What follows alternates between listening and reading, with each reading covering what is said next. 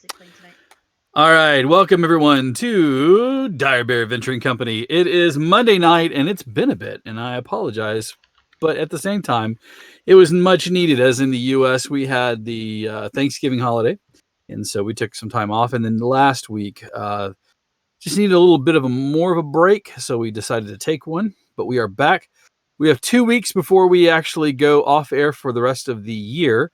But we'll be back at the beginning of the new year with some more plans, including the Escorts, the guys and gals around me.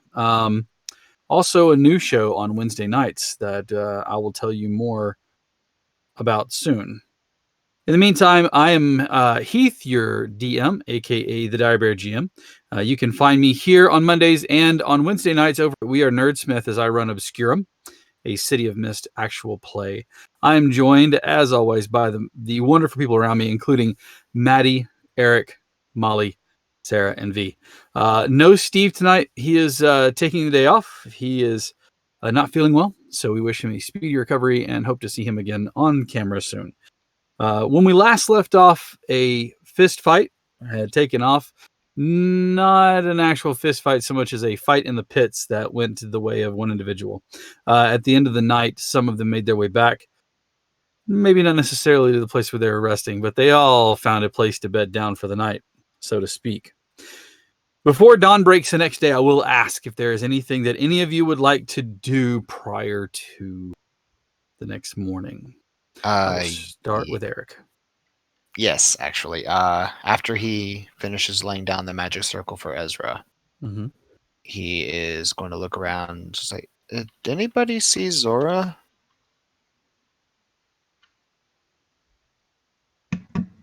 Wasn't she with us before? I know she was. She's not here. Yeah, she disappeared in the middle of the fight between Zastari and Tongaro. Yep. Where is she staying?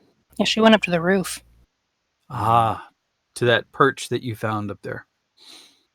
And what are you doing while you're up there? Hanging out with the drunk sprite and probably writing a letter.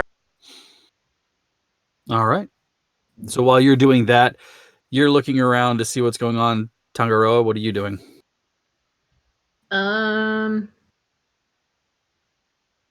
Probably not much. I think after that, I'm just gonna go and unwind, pretty much. Just crash out hard. Yeah. Ezra? Sleeping off all those drinks. All right. Mello is joining you, kind of patting Tangaroa on the back. Oh. Zastari? Are you indisposed, so to speak? I'm occupied with not safe for work things. Not safe for stream things. All right. As the dawn breaks the next morning, the air is turned cold, and there is a low mist that kind of clings to the ground and everything, covering it in this blanket of vaporous material. The sound of the monastery is in full swing, and you can see that they are doing the normal thing where they are gathering everyone ready for breakfast, and things are being set out in the pavilion in the major of the courtyard. You all make your way slowly to the courtyard, and you can see your benefactor, boss, contract leader, Hannah, sitting there with her feet kicked up on a high chair, kicked up on the table, sitting in a high chair.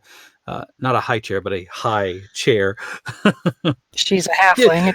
Get me out of this thing! With her feet kicked up on the table, drinking from a tin cup and enjoying some breakfast. She looks at all of you and says, with her normal, those of you who have joined her for breakfast, in her normal kind of tone, well, have you had chances to relax, and are you ready to move on? We've business to attend.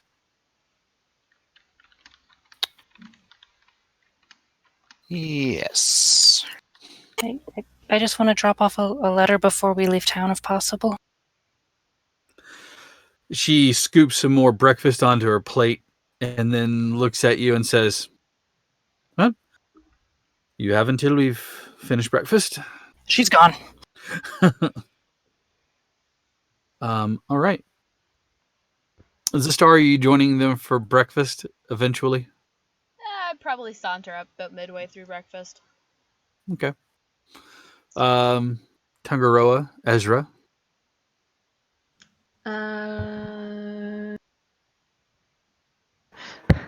Making his way a little.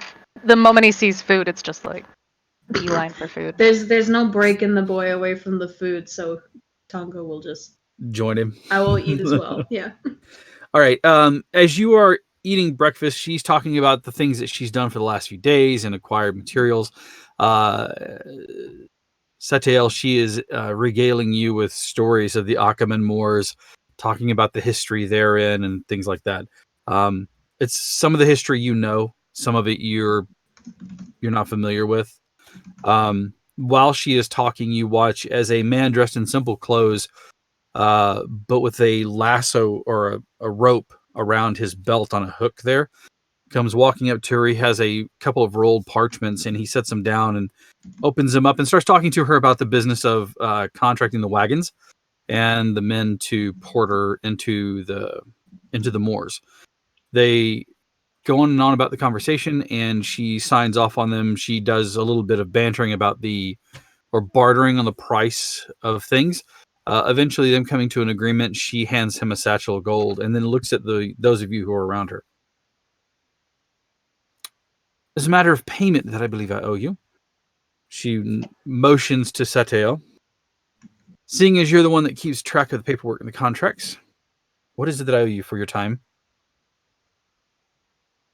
Okay, let me double check.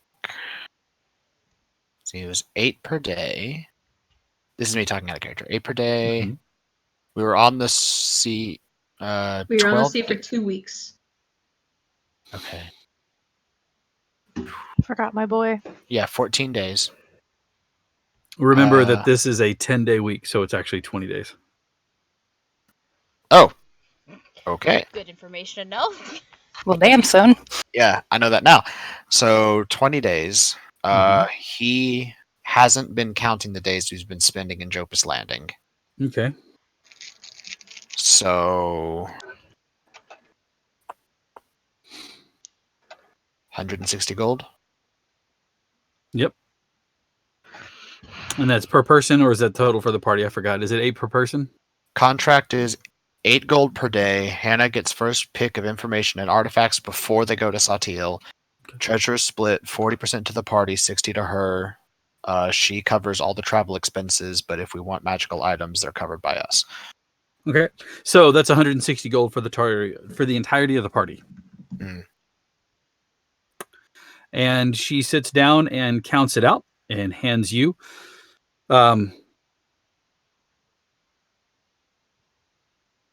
16 of these bars that are about that big and about that wide.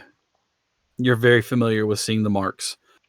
Sets them down, and each one of them represents 10 gold pieces. So 16 of them, she stacks them up and slides them over to you. Okay. She says, I'm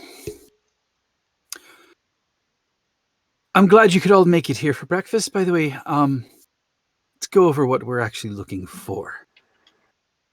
She takes out a battered-looking journal and opens it up. Flips to several pages, and while she's looking, your keen eyes catch certain things in there. You can tell this isn't the first outing that she's had, either for this object or for others. But as she sits there and gets to one particular page, you can see it looks like a stone tablet that's drawn on the page. Mm-hmm. It has some key characters, but you can tell that they are not... It's an approximation, or just to give you the idea that there's something written on the tablet. You can see the tablet itself has words written at the top, and at the bottom of it is a large insect crystal. And she puts her hands on it and she says, "We've been doing research on this matter. There's a keep that was caught in the Achaemenid Moors. One of the last vestiges of the outposts thereon. It was where the keystone was kept, the keystone of Achaman. Word is that the keystone has enough power and to sort of circumvent certain natural orders of magics. Think of it as, and she looks pointedly at you talking, think of it as a focus to defeat all focuses. Foci, if you will. Things that are transcribed onto the Achaman keystone can be expounded upon. It's magic that's supposed to be more potent, adding to it a more powerful accumulate, if you will, and that it sets forth. Now, in the right hands, such as your learned monks, it could be used to study the effects of magic and how things work and understanding the natural weave of things around us. In the wrong hands, it could be used to put kingdoms to waste and lay waste to cities. I would much rather find it on behalf of my benefactor than for it to fall into the wrong hands. Now, I've not word to believe that there's anything out in the moors that's searching for it, but these things have a way of finding themselves in places they shouldn't be. Do you understand? I do. But who is your benefactor? It's not important. Considering your speech, yes, it is. Considering my speech, I'm looking for it to be in the right hands, not the wrong ones. I don't want things to be laid waste. I don't want things to be upset. I'm not a siege engine.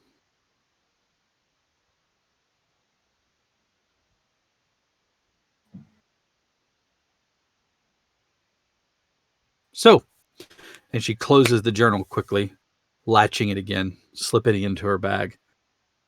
Too bad it's already been memorized. Well, the part about the Achaman keystone has been. Well, every page that he's seen has been. It wasn't like she was giving you a slow page turn. She's flipping through it. Yeah, I know. And then got to it. So, with that in mind, she sets her feet on the ground, looks at her plate that is now emptied, looks around to make sure that you're all mostly here, and then says, well, without further ado, who's ready for an adventure? Let me get Archibald.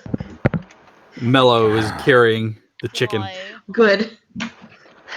I forgot about my boy that I paid for freedom in Fighting Tits. Mm-hmm. If anything, Ezra's sent him on his way if he wants work to find his mom while she's docked. Okay. Sounds great.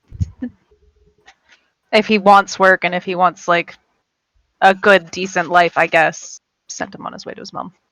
Well, as Mello walks by carrying Archibald, like tucked here, like a small feathered football, Hannah kind of looks and says, we've plenty of salted meat that's dried. We don't need livestock. Zora He's a isn't there and she friend. already loves Hannah. He is a friend. He is not to be consumed. Understand? All I'm saying is, times get tough. Before you eat the halfling, you'll eat the chicken. I'd rather you eat me than before you eat the chicken. I'm not much on seafood. So with that, she motions, and you see her take Alpha from the major of the monastery into the road that runs beside it, where you can see 2 wagons and a small gathering of horses. The horses are all saddled. There are some of various sizes, depending on the size of the bestial size of the person mounting them, aka you're for a Triton or a big-ass Oni. I want a big pony. You can see that there are a few men dressed in rugged, tall boots with thicker soles. They all have like ropes lashed to curled up like lasso style and on hooks on their belts. You can see several of them have scars or like shema that are around their neck, but they're not pulled up over their face. They're just kind of down around their neck. And they wear what appear to be like billowing shirt sleeves, but they're bound using like leather, not a leather, like a leather wrap that comes around, not like a bracer where it's open on one side, but they're completely closed in. Their hands, you can see they have short gloves, but the fingers are gone out of them, and they mount up on their own wagons and horses, and then they look at you all and kind of motion, and Hannah kind of points to the horse and says, "Take your pick. Mind you, Biggins, try to grab one that won't break under your own weight." And with that, she walks up to one of the lead carts and jumps up into the cart and looks at all of you. "Ready to leave whenever you are."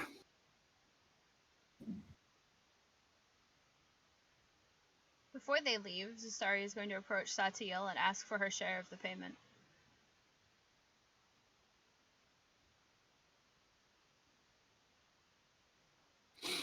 As his player has to do this. It's 22. As the player does not have to do this. It's 22 gold pieces, but if you hand her 2 of the marks, she'll be fine. Yeah, he'll hand her 2 of the marks. She's going to take those 2 marks and go right back into the monastery, find one of the monks, and ask that they both be given to the neediest family in the city. Okay. That it's not much, but it's all He puts his hand up and says, "We'll add it to the contributions and all the help that we already provide to the people of the city. It will go a long way to buying a lot of food and securing blankets for the upcoming winters. Thank you." All right. And without further ado, you all mount up on your vessels. Not vessels. You all mount up on your horse. It's not a boat. As a matter of fact, there's a very sleek looking white with brown spotches and tawny spotches for you, Zastari. As you get close enough to it, you kind of see it tilt its head and its ears flare down and then back up, and it kind of tosses its head twice. She just very calmly approaches it, hand out. Lets it get used to her first. It tamps its feet twice and kind of throws its head back, and then you see it kind of lower its head, putting the very velvety, soft nuzzle or very soft touch of its nose in the palm of your hand. Mare or stallion? From what you can tell, mare. Okay. And she does. She just very quietly talks to the horse, and then puts one foot in the stirrup and is up on the saddle. All right. So for those of you who are equine aficionados, they are using standard work saddles, or at least what we would call the Western work saddles here, which means they have a horn on the palm, on the at the front of the seat, not a riding saddle where there is no horn. So, yeah, it's comfortable. It's a well-worn saddle. You can see the blanket underneath it. Eventually, you all find your own horses, although the 2 larger horses for Ezra and Tangaroa. Tonga, yours just kind of like you get your foot in the stirrup and it kind of wants to back up on you, so you kind of have to hop for a second. No, don't. I've never been on a horse before and I already don't like it. There's some chuckling from some of the porters. You watch as one of them walks up and grabs the reins and like pulls the horse's head a little bit. It kind of tilts its head and then it comes to a full stop, allowing you to get your foot in there and throw your foot over. Do any of you have like riding land animal or land vehicle at all as a proficiency? Player does. I know the player does. I do not. However, given the background and what you know of my background, would this not be something she would be familiar with anyway? I'm just going to say that if you have animal handling is enough too. But as you all mount up on horses, unless you tell me specifically, I am riding in a wagon. I'm gonna ride in a wagon. You, Ezra would be so nervous. I would just be like, should I walk beside it? Should I? are you in human form right now? No. So What I'm do you- probably frightened. What do you look like right this second? Nervous. I mean, other than nervous, but that's like a constant with V. I don't even know where the character stops and V begins. It's just nervous all the way through. I'm so sorry. And so typically Canadian. He's got large horns, large teeth. Eyes are they're full black with like his coloring is blue on the inside though. And then he's got markings all along his face. He's got a lot of hair. I'm getting art. I'm gonna get that soon. It's not the horse that's really terrified so much as the porters. The moment I notice that he's going into human form for a bit, even though he knows it's not gonna last long, it's only gonna last like an hour, give or take, if I remember correctly. Yikes. Do I have something of like a draft horse? A big boy? Yeah. Big boy. Prehistoric. Got yourself a Clydesdale. It lasts for an hour. And then Clydesdales ain't the only draft horse. maybe buying a cloak in the next stop would be great. But I'm not giving you a shire. Your shires are fucking giant. I love them. You're not I that rated big. a shire. You're not that big. I know, but I'd look normal. I mean, honestly, a quarter horse for Tunga would be fine. Yeah, he'd be alright. He's actually pretty light. Probably same thing for Ezra. Even in Oni form, because you're still only like. If anything, he loses maybe like an inch or two in height just because his horns go away. So, like, how tall are you in Oni form? Oni form 6'8". So in human form, you're 6'6", 6'7". Give or take, yep. And how much does he weigh, do you know? Ezra weighs a whopping... I just had it. Where is it? 115 pounds. He's just a beanpole. No, Ezra's Michael? got weight to him. I gave him weight. Where is the information? I was just Our buddy looking at Ryan. it. Oh my god, yes. Yeah. Description. He's like Ezra's 6 foot 250 pounds? Jesus. 250 pounds, a quarter horse would be fine for him. Okay. All right. So mounting up on your horses. Although, are you riding a horse, or do you really want to ride in the wagon? If I can get up on the horse, Yeah, get up on the easily horse. enough. Mhm. Okay, then I will ride the horse. All right. I do need animal handling checks from everybody, though. Yikes. No, you don't. Satiel's going wagon. He's got magic stuff to do. He's going in the wagon. Stuff to do. Ooh, 20. He's got magic stuff to do. 11. Not a natural 20. Zora Okay. like running up the last minute, like no. A 20. Okay. 11. 11. Yeah. Zora? 2. Satio? Or no, sorry. Zastari? 21. 21.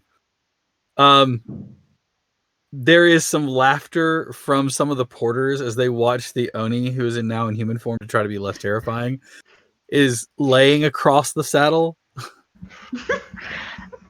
and is trying to get his foot worked around. Another porter has come up and has like grabbed your foot and like spun you over into the saddle, but you're like sitting there kind of like awkwardly. Zora. Just put her on the smallest, like Zora. she's on little Sebastian. You remember in The Hobbit when they're like, give him a pony. Bill the pony. She is probably on Bill the pony. You find a small horse, blonde with kind of a white colored mane, or it's actually like tawny with a white colored mane. As you try to climb up on it, it reaches back and grabs like your cloak and just hauls you off And so you kind of thump onto the ground. Some of the porters chuckle. You watch did this. as the lead, who has this wide-brimmed hat with a tall, like a tall crown on it, almost looks like a witch hunter's hat. If you've ever seen like a witch hunter or an inquisitor's hat, he walks over to you and gives the rest of them a cold stare, and they kind of quit laughing. He walks over and offers you a hand, and he tells you and gives you instructions: put your foot in here, throw Okay. your weight up and over. All Give me right. another animal handling check. Give me it with advantage this time. 18. Okay. You easily follow the instructions, and as soon as you get up on there, it's natural. And the horse just kind of like stops what it's doing. It's not trying to pull you off. Like, leans All right. over the horse like, you behave and I'll braid your hair during this trip, okay?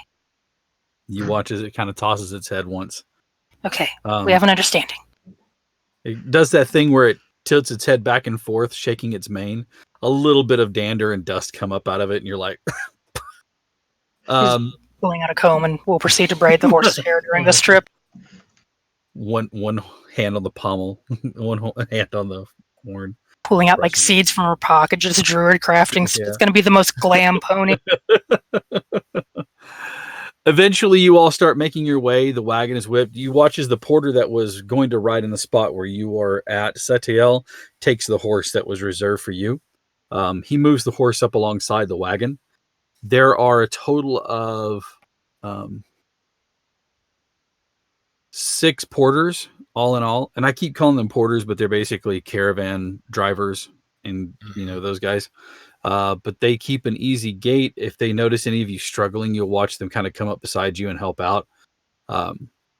And you all take off. The vapor from the day is starting to burn off a little bit from this morning.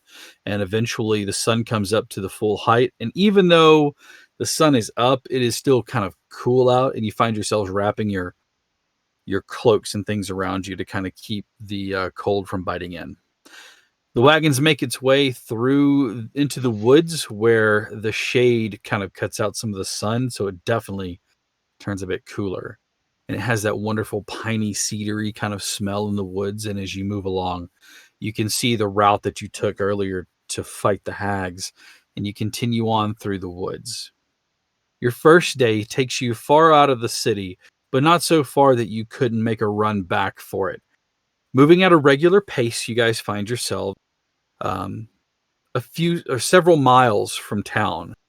The sun is high in the sky at the time, and you watch as the head of the caravan is sitting beside Hannah, and you watch as he holds his hand up and kind of does this.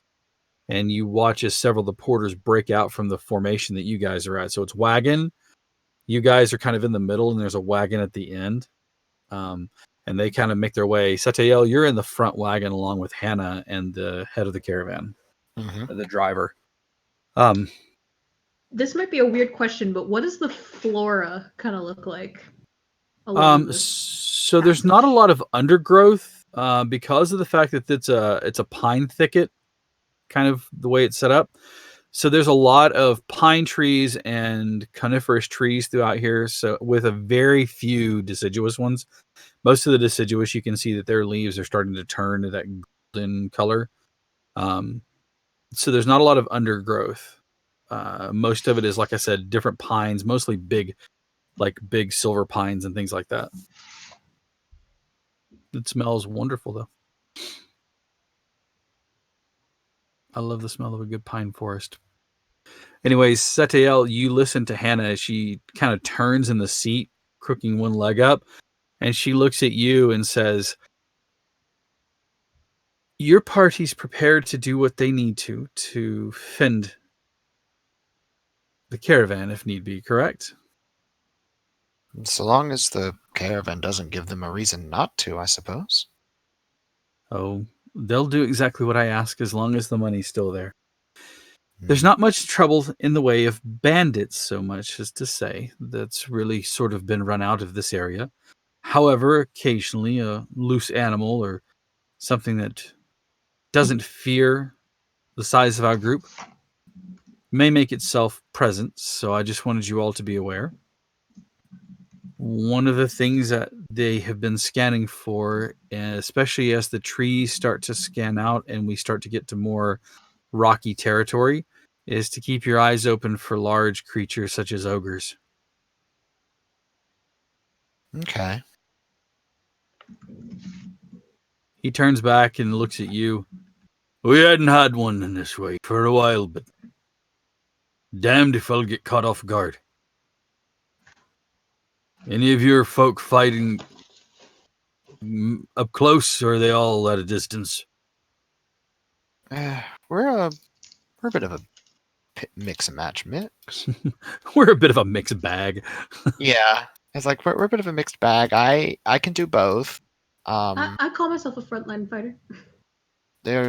We have about 2 primarily frontline fighters. 2 that like to stay around mid range.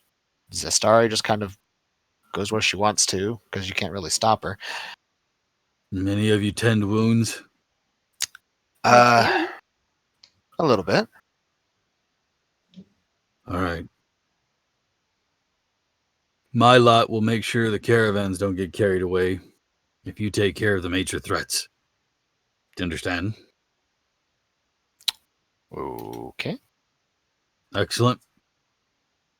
He kind of clicks his tongue, snaps the reins, and the wagon starts to move a bit slowly, as you notice. And I would like for you, what is your passive perception, actually? My passive is a 12, but my owl's is a 13. Okay. Technically, unless you want to count, that it always has advantage on keen hearing and sight.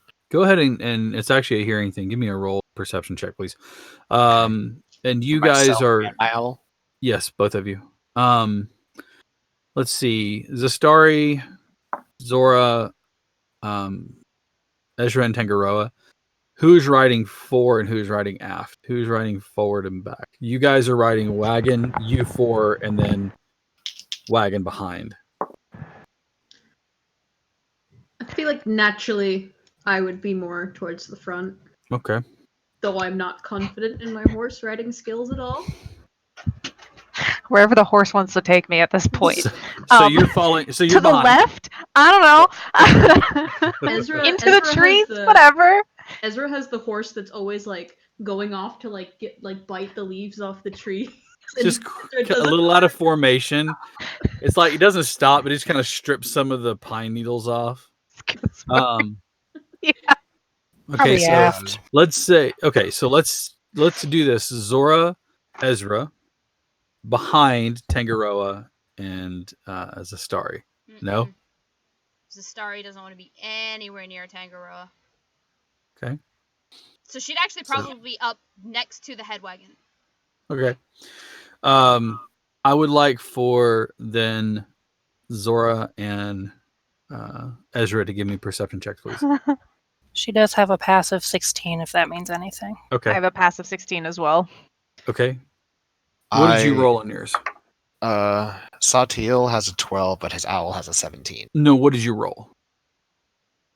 Is that what you rolled, Eric? Okay. Yeah. Sorry, I misunderstood. Because your passive and what you rolled were I ended up rolling a 10 for Satiel's perception plus 2, so same as his passive, really.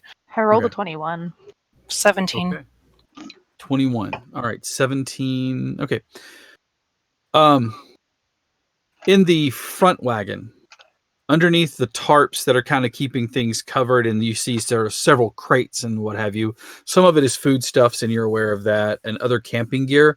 However, there's a smaller crate that's probably about 2 foot by 2 foot square, and you can see some metal. You hear the sound of metal, like clink, clink, clink, clink, but it doesn't sound like weapons banging against one another. In the back, you hear occasionally, as you're kind of walking, the sound of like glass shifting in a container. You know how it sounds like whenever you have wine bottles and something separating them, but they still kind of give that thud or clink that they have. Yeah. And that's in the rear wagon. So in the front wagon, you hear metal containers that sound like metal containers, kind of clank, clank, clank, but you hear the soft click of glass in the rear one. Okay. All right. As you are moving along, the first day, nothing happens. It's a quiet day. You guys make it several miles from the town before you actually have to make a decision to put up for the night, which is an easy decision made by the driver. He pulls his hand up and signals for everybody to brake. They pull the wagon slightly off the road. Even though the forest is still thick in this part, you can see that there are places for them to move the wagons off of the road so that they can set up camp for the night. As they do so, is there any preparations in particular that you guys would like to make? Satya will go around and put his alarm ward up. Okay. But that's about all he can do. You watch as the seasoned caravan team pulls one wagon up and then lets the horses from that one and backs the other one in. Actually, they're using oxen, but they move the oxen from that one and they back the other one in almost so where the two wagons are sitting very close together. Along the side, the wooden sides, you watch as they release poles and then they pull awning out and then set that in the ground so that they have a cover made from the two wagons there. They set a fire just at the edge of it so that it cannot get the smoke trapped in there. And the tent area is now large enough for everybody to kind of sit underneath comfortably and rest for the night. The horses are tethered appropriately, and you watch as several of the caravan start to brush down their horses, including yours, making sure that they are checking their feet to make sure that there's nothing caught in the horseshoes and doing all the necessary service to the animals that they need to. Other than the alarm, any further preparations that you guys would like to make? And then we'll call for a watch. He is going to also put his circle of protection down on Ezra. Okay, is the alarm concentration? No, the alarm's a ritual. That's right. It couldn't be concentration because you fall asleep. Derp. Okay, so you put that down and then you do the circle on Ezra. Correct? Yep. All right. Zastari, any preparation you would like? Okay. She'll do her meditate for 4 hours and then just take the rest of the watches. Okay.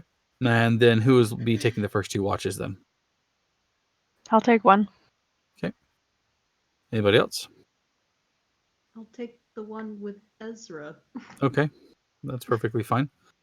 I mean, the caravan team will offer to take the first watch. If you two want to take second. And then, like I said, Zastari, I guess you can pull the rest of the weight.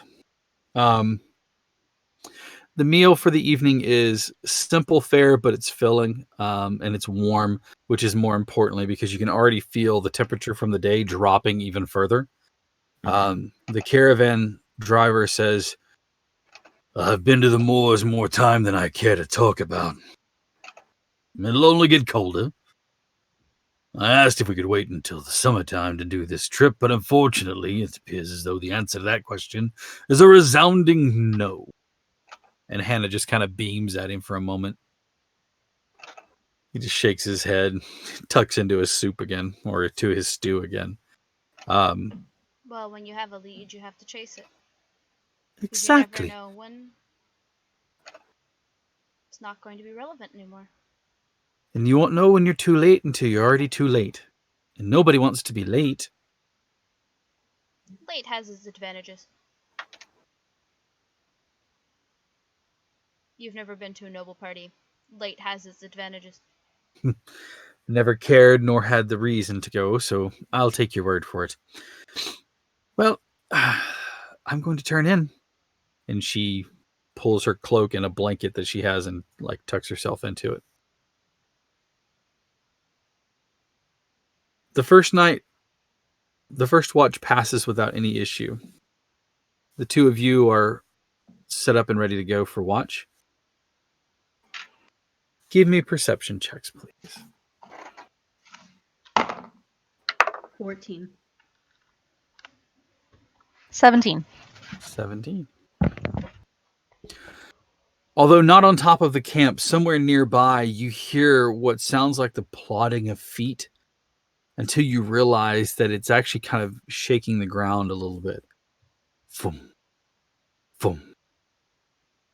Boom. Boom. Somewhere off in the trees away from where you are, but loud enough that you can hear it in the still of the night.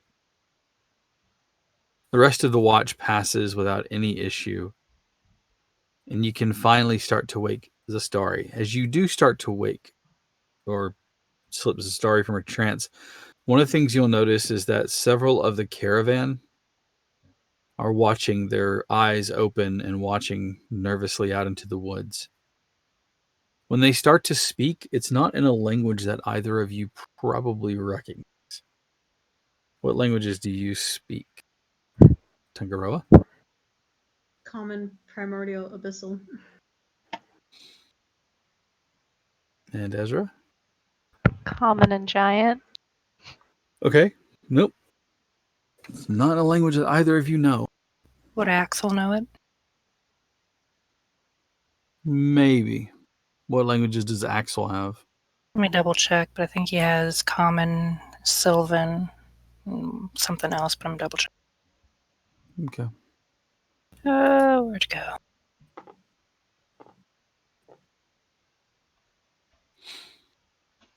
Languages: Common, Elvish, Sylvan. Okay.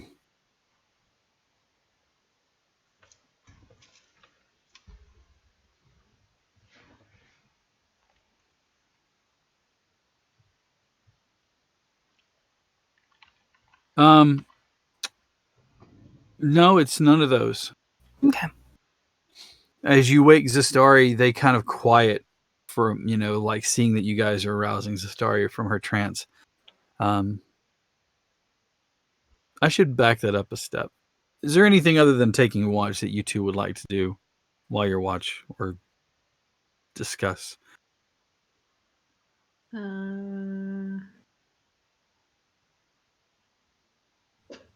Actually, something stupid that Ezra has been wanting to do. He's gonna take that small pearl that he got made into a bead. I'm sweating now. That he got made into a bead. And he's going to ask Takaroa to braid it in his hair by the one he's got that was from his mom. Of course. There is one good thing to having a little sister, and I suppose that means that I'm great with hair. It's the only good thing about having a little sister. There's no benefits. Both Zora and I Zastari love in their her. sleep. Zora's like, I heard you talking shit about sisters. I mean, I don't have any siblings myself, so I don't know. I know. And as I'm like braiding his hair and like putting the bead in, he'll speak up a little bit and be like, I noticed in the fighting ring we shared this moment, I guess you could call it, together. And thank you, because it did give me the want to complete the fight, the urge to go on, Well, there's nothing wrong with cheering on friends. Yeah. Friends.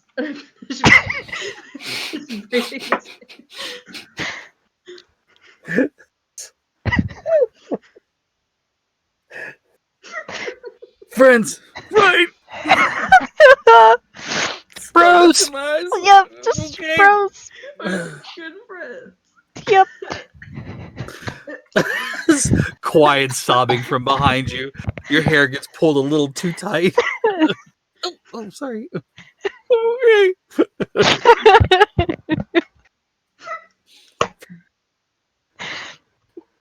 Called me friend, so I got that going for me, I guess.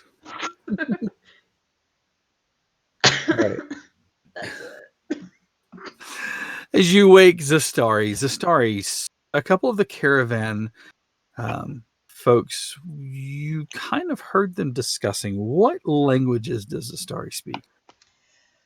She speaks Celestial, Common, and Elvish. Okay. No, none of the languages that you know. It's not guttural, but it's very kind of a hard sound, almost Germanic in its essence. They're not very elegant or rounded. It's very gruff and abrupt. But as soon as they see these two get up to kind of rouse you around, which you're already awake, they cut the chatter like almost immediately. And it is your turn to take watch. Other than giving me watch, is there anything else you'd like to do while you're She's gonna keeping just an eye out? very quietly saunter over to those cavern drivers, plop herself down next to them. So, care to share?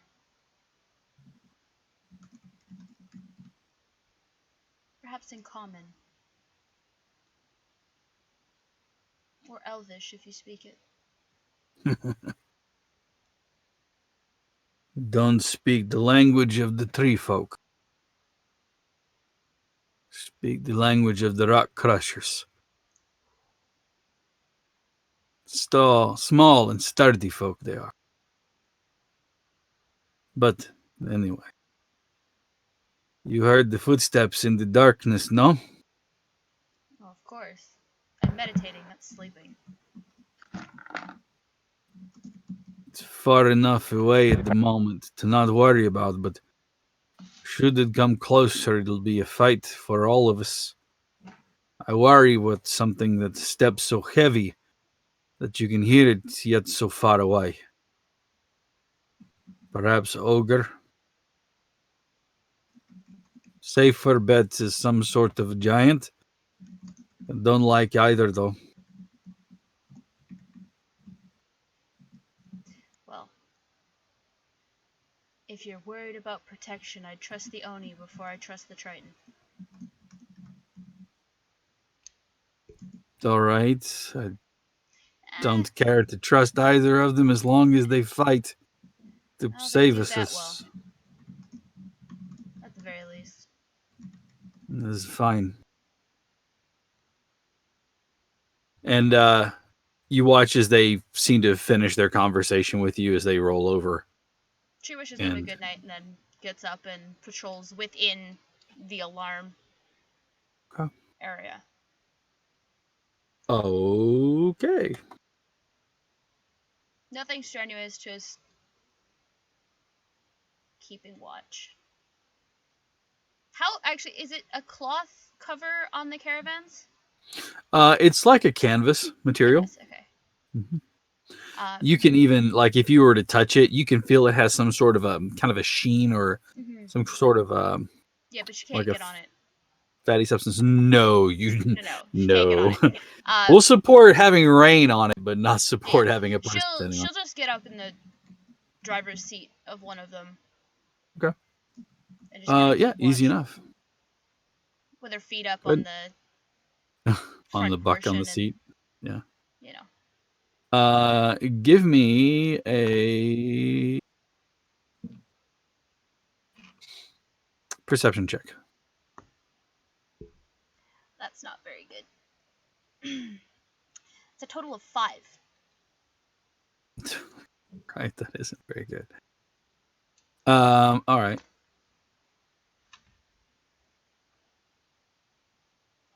A second.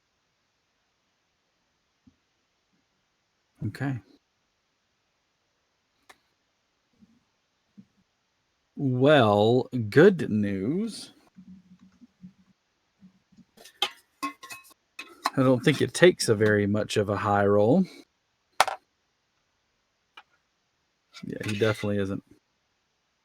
Bad news, DM is pulling out dice. Throw My a beautiful rock. set. Oof, that is a nice 10. Yeah. This is the Guildmaster's Guide to Ravnica dice set. You'll notice it's missing one. It's not missing. It's right here. I don't know if that fills me with elation or not, Cap. Jury's out. Jury's out. There is a sound that you hear in the air, a whistling, as a boulder bashes through trees, scattering them like so much just kindling, just crashing through. Immediately, the party is alert to the sound of the crashing of a boulder through a bunch of trees. The caravan are all on high alert, and you watch as they start to spread out, but they keep themselves low to the ground.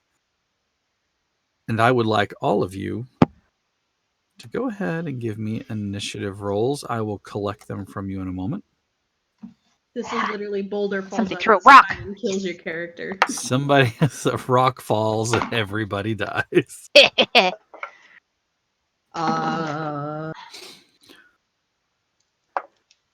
Ooh. 18. 18. I didn't realize I only had a +1 on an initiative. That sucks.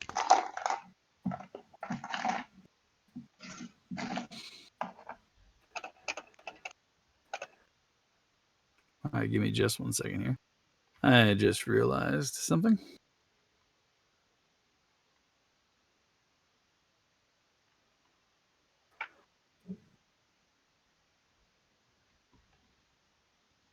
Boo doo doo doo boo boo.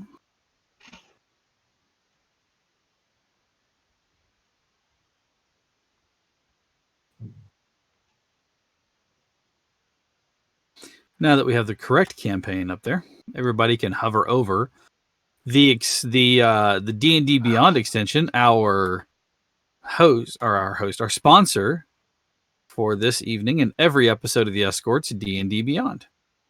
And you can look at the characters and watch them summarily die one at a time. I mean, track their health. You can click on their names and do other fun things.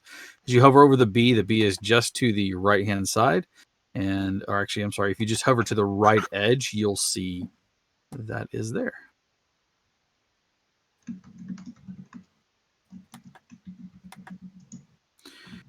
Bum, bum, bum, bum.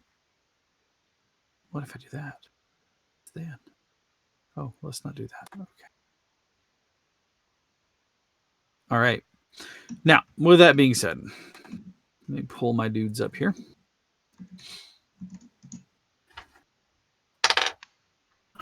Cool.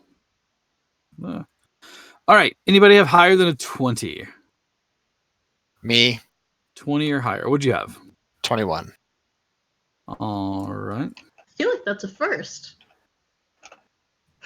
Yeah, Sathiel's initiative is usually like a 10. I was gonna say like an 8.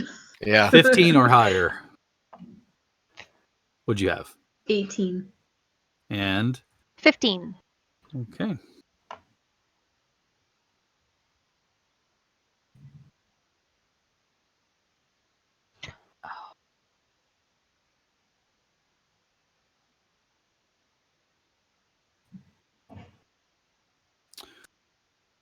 Ezra at a 15. Okay. 10 or higher. Okay. And what'd you have? 12.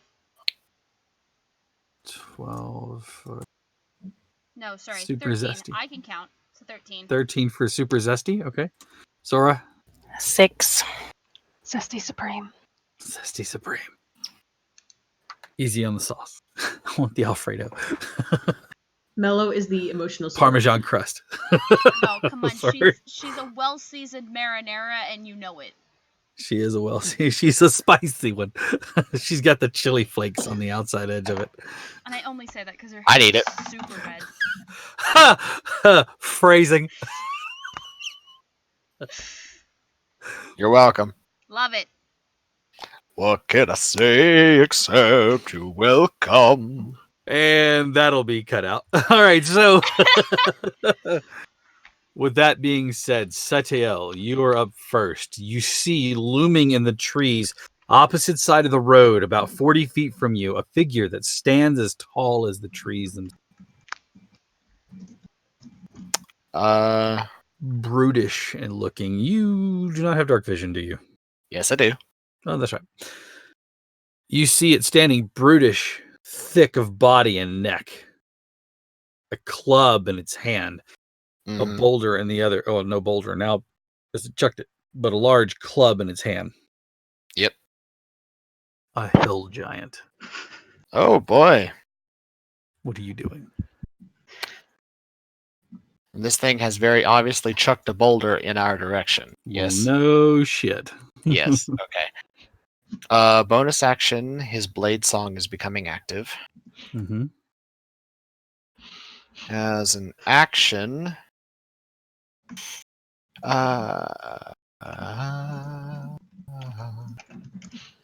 he is going to cast mirror image on himself.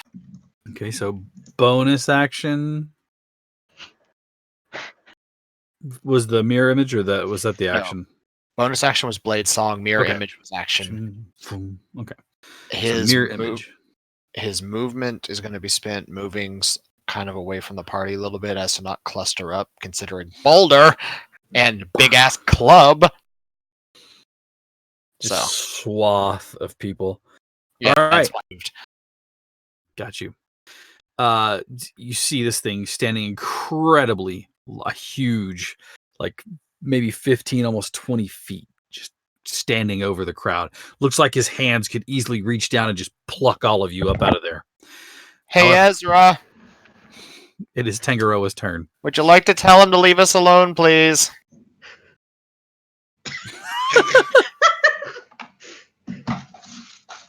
It's a giant. I think you'll be fine. Tango, what are you doing? I'm going to hold. Oh wait, how close are they? 50 feet? Did you say? 40. 40. Okay. Oh fuck. Okay, then I'm gonna. Remember, for rules, you can move and hold your action, or you can act and hold your movement. One or the other. Well. Oh, this is gonna be dumb. But I'm gonna go the 30 feet and get like a running start and do like a javelin toss. Okay, so you're gonna run up and throw a javelin at him. Yeah, throw my spear. I just imagine that last step is kind of like where you kind of skip your feet together and then just throw it with all your might. Yeah. All right, roll to attack. A 21 to hit. That will definitely hit him. Okay. With all your might, the spear sails through the air. How much damage does it do? I assume that counts as one-handed, right? Mm-hmm. Yeah. Can't really do a two-handed throw. I mean, you can, but it's just awkward for everybody. 8 points of damage. 8 points of damage. So I'm like, I went to 30 feet and like throw it. Okay. Yeah. You whip the spear through the air and boom, it sticks in the flabby belly, kind of hanging there a little bit out of it, like watching a matador with one of the spears hanging out of the bull. It's just hanging there from his stomach. It bellows. I roar back at you, all of you are awake now as its feet pounds forward, and in one step, it seems like he is right on top of you. And I have my shield because I only did the one action. He brings the club up and swings it down at you. And that's going to be a 21 to hit. Yeah. Owie.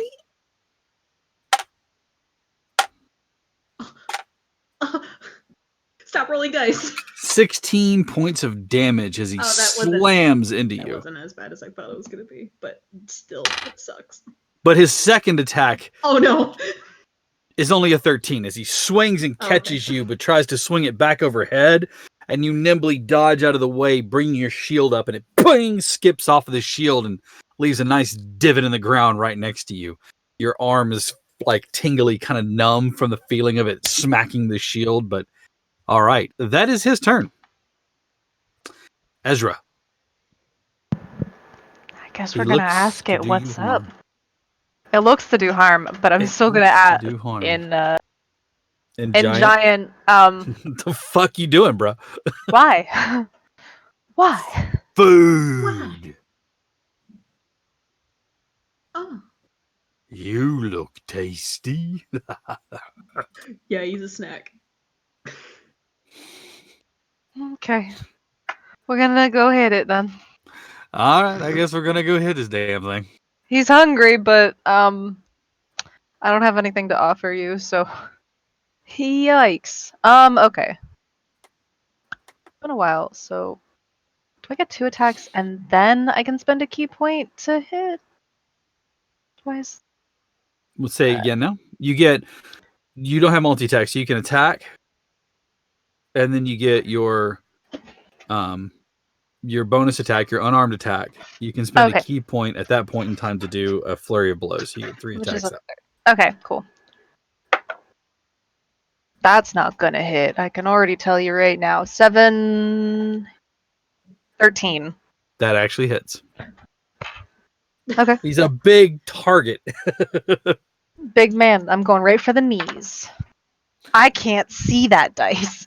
Owie. The knees. Oh no, not the knees. I Oh, punch him behind Peter. the knees. 7 damage. That's 7 damage, okay? Second hit. Well, I know this one will hit 25. Yeah. Oh yeah, that is That's an 8. 8 total. 8 total. And then I'll spend a key point to hit Okay. again. One more time. That's not gonna hit. That's a 2 on the dice. Yeah, that's not unless you have like plus 11. Nope, just a +6. All right. After that incredible, your first strike hits him dead on. You follow up, but the third one, he kind of turns and looks down and notices you, and he kind of bends his knees. You end up hitting him, but it's like inconsequential, no effect. It's a starry. It's weird to be looked down at. Welcome to my life.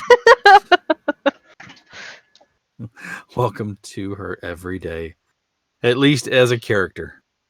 Yeah. So this is a hill giant. Hill giant. How close is he? To a 40 feet from the tree? camp. To a tree? About 10 feet. Okay. You're about to do something either really dumb or really awesome. Or both. Parkour. Both? Both. Both is good. Both is good. Both? Both. She Both is good. She is. I'm moving 90 feet. By the way. Did you put a bottle rocket up your ass? Just Mm-mm. Movement 30 feet gets me to the tree. My action to do more movement 30 feet up the tree. Okay. My bonus action with cunning action, I'm moving another 30 feet up the tree. Do you have a climb speed? I don't. That means you would only move half your speed. Okay, well then I still Up get the 30 tree? feet up the tree. So I need you also to give me an athletics check. Now, I'm going to ask. Climbing. Climbing, yes. But she is doing it with tumbling skills she learned years ago. Still, even if you're J-hooking your feet, you're still using your strength to... That is a 15 total. Okay, yeah, you can do that. Easy enough. I mean, you're still going to have to make an athletics check just to pull yourself up, but I mean, it's one of those great big pine trees that has the huge pieces in there so you can kind of get your fingers in and climb up. Cool. And so you are 30 feet up the tree. You are, I would say, 30 feet to the tree. The nearest tree is behind him, not in front of him. Okay. He's standing in the road where and he's 40 feet Tangaroa from is us. and he was, I guess he's 30 feet from you now because he's moved forward 10 feet. So you would have to move 40 feet. So you're up the tree 30 10 more to get to it, So and I'm only then up 20. you're only up 15. 20, which is not above him, but it's like right at his head level. And there's a branch, I'll say, that's there that you Okay. can climb out on your next turn. Yep, that's what I'm gonna wait for. All right, then after Zastari is Zora. She is gonna cast Fairy Fire. She does not have dark vision. Can she see this guy?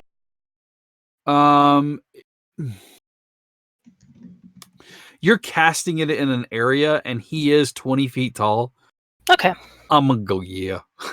All right, then I will. That tree looks really flabby. That tree screamed when it got hit with a spear, so we're gonna aim for that. Why is that tree swinging a branch? Why is that tree swinging? Dexterity It's an 14. What's that? I need Dexterity a 14? DC for dexterity. That was a really good choice to use a dexterity based thing on a damn giant. What is it, 2, Alex? Everyone, I'd like to now give you advantage on this glowing hill giant. And it give yourself at least a normal attack on it. Yep. It's like this neon green outline hill giant. And she is going to take probably a... Could she get herself kind of like adjacent, kind of around the corner of one of the wagons? Yes. Yeah. She's going to do that. I mean, you're kind of under the awning, so you going, huh? It's not much movement. Diving under the wagon doesn't take much movement. Not so much under the wagon, but like around the corner. Sure. We definitely have that. All right, then. With that being said, we are back up to the top of it. Setail. He is now limbed in green. Neon green, mind you. That he is. His owl on his shoulder. He is, as he's moving forward towards Hoot, it. hoot, motherfucker. Yeah, basically. He's right. going to tap the owl. Second level spell. He's going to cast Dragon's Breath. Go on. And he will leave it there, maintaining Go his on. concentration on Dragon's Breath. And as he's moving towards it, he's, as his action, going to cast Firebolt. Okay. With Bonus action, Fire Breath, which is a first level or higher. Leaving cantrip the only thing you can cast, so you're casting cantrip. Okay, gotcha. Yep. I think you know the AC at this point in time, or you have an idea. Yeah, 13. Yep. Whew, that's a natural 20. Excellent. Thank you, Sarah, for that advantage. You're welcome. So that's 2d10. She's fire. peering behind the wheel. Just hides again. Yeah, basically.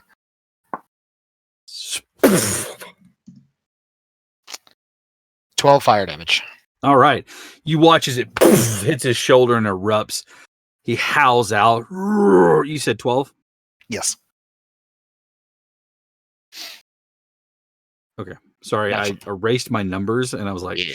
what did I have there? Yeah. 9. I got a 9 and a 3 on the dice. Okay, great. The owl is going to fly up and will land on Zestari's shoulder. Mm-hmm. We'll just stay there for right now because he's going to use her as a delivery mechanism. While Satil will get within he'll get within melee distance of the giant. Okay. Tangaroa, you have your club out. No, I'm gonna go in and I'm gonna try and rip my spear out of him. Well, he's like right at me, right? Because he was in melee distance. All right, so I'm gonna pull my spear out if I can.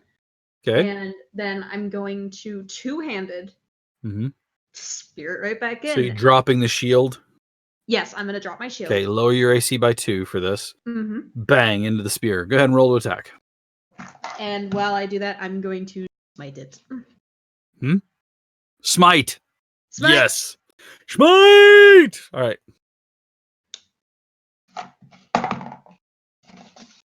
$16 to hit. That will hit him. Go ahead and give me all that damage. That wonderful, wonderful smite damage.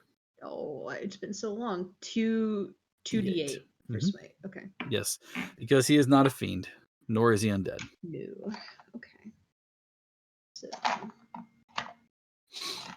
So for just the spear, it's 9 piercing.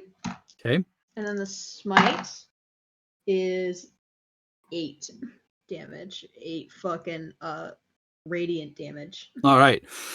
You watch as you draw back, and right as you stab the spear into him, you watch as the spearhead glows with this radiant burst of energy. And he kind of bellows at you again. Just all right. And that is his turn.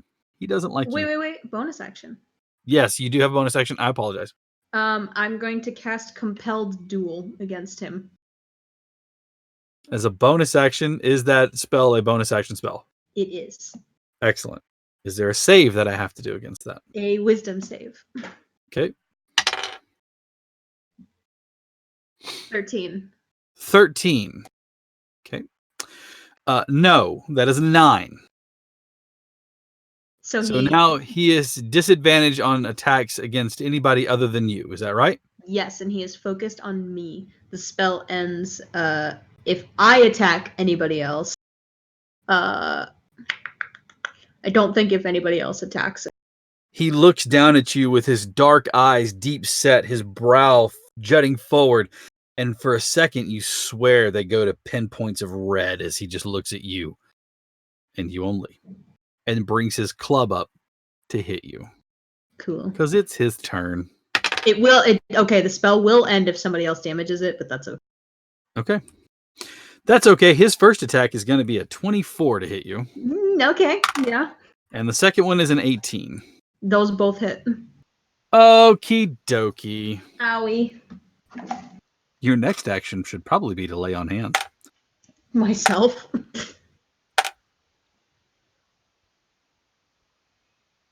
$23 points of damage for the first hit. For the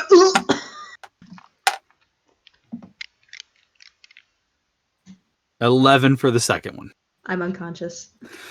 Boom! Boom! And you watch as the second hit moves you, sends you sailing through the air, and you kind of roll into a crumpled ball next to where the campsite is.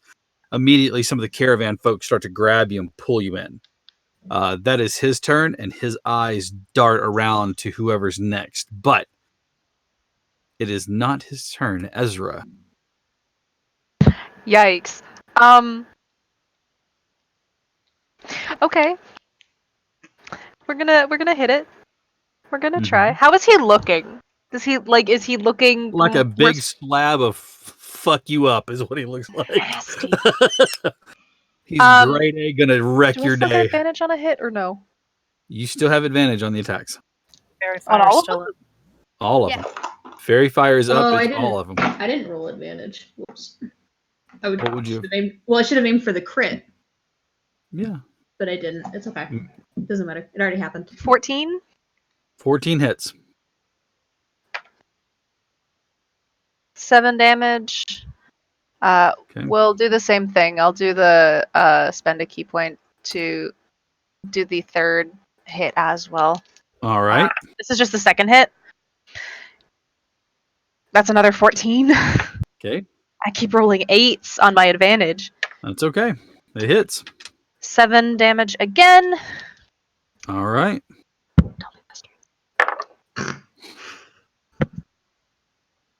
You threatened it, and it hurt. Yeah, I threatened it. Now it's like, no. So that third hit misses because my highest was 5 on the dice, and I only have a +6. All right. So yeah, unfortunately, that last one does miss. Sorry, hang on 1 second. There we go. There we go. That's better. Sorry. You wasted All your key points, baby. I'm going back to bed after this. It's fine. Zastari. Maybe. I'm not dead. So his back's to me, right? Oh, absolutely, yeah. And it looks like he's about to target a very squishy mage. Possibly. A very squishy mage that is flickering, oddly enough. I've seen He's you do gonna that try. before. Do you think that's going to deter him? It just looks like more targets Fuck to hit no. at once. But- Whack-a-mole. Okay, so Zastari is going to balance her way on the branch. Okay. Which, of course, is something she's very at home doing. Give me an acrobatics check anyway. Oh, I forgot my band is green. That's great. That is a 13 on the die with a +7 for 20. Like a professional. Like she was trained to do this, which she Like was. she does that thing where she like puts her hands on it and then like kicks one foot up over her head. Okay, she's not going that all the way that's through a the little arc, much. and then She's got a bird on her shoulder. That's a little much. it's a little extra. But she is going to line up her sights, take 2 steps back, run off the branch, and leap onto this giant. All right.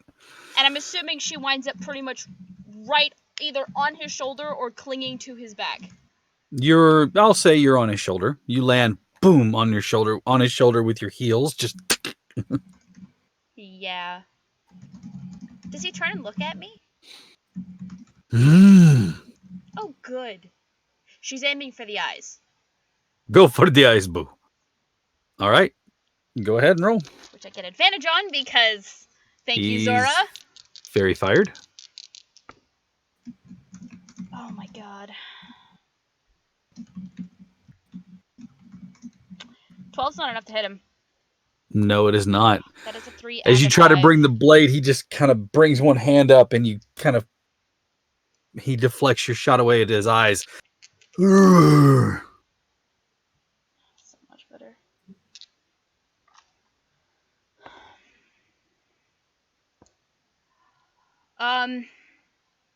There's really nowhere for me to hide and or fucking.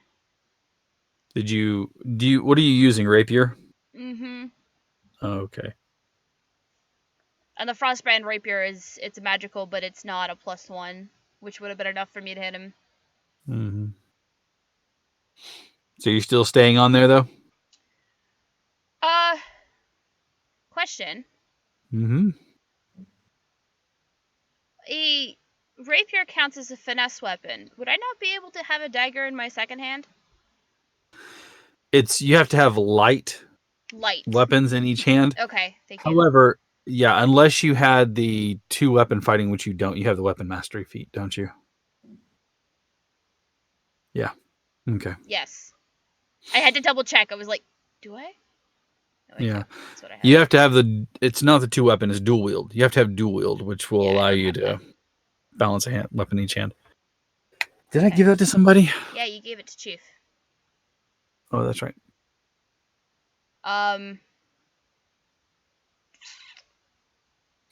Alright, well, I'm here now, so. Okay. For better Up or for there, worse. on his head.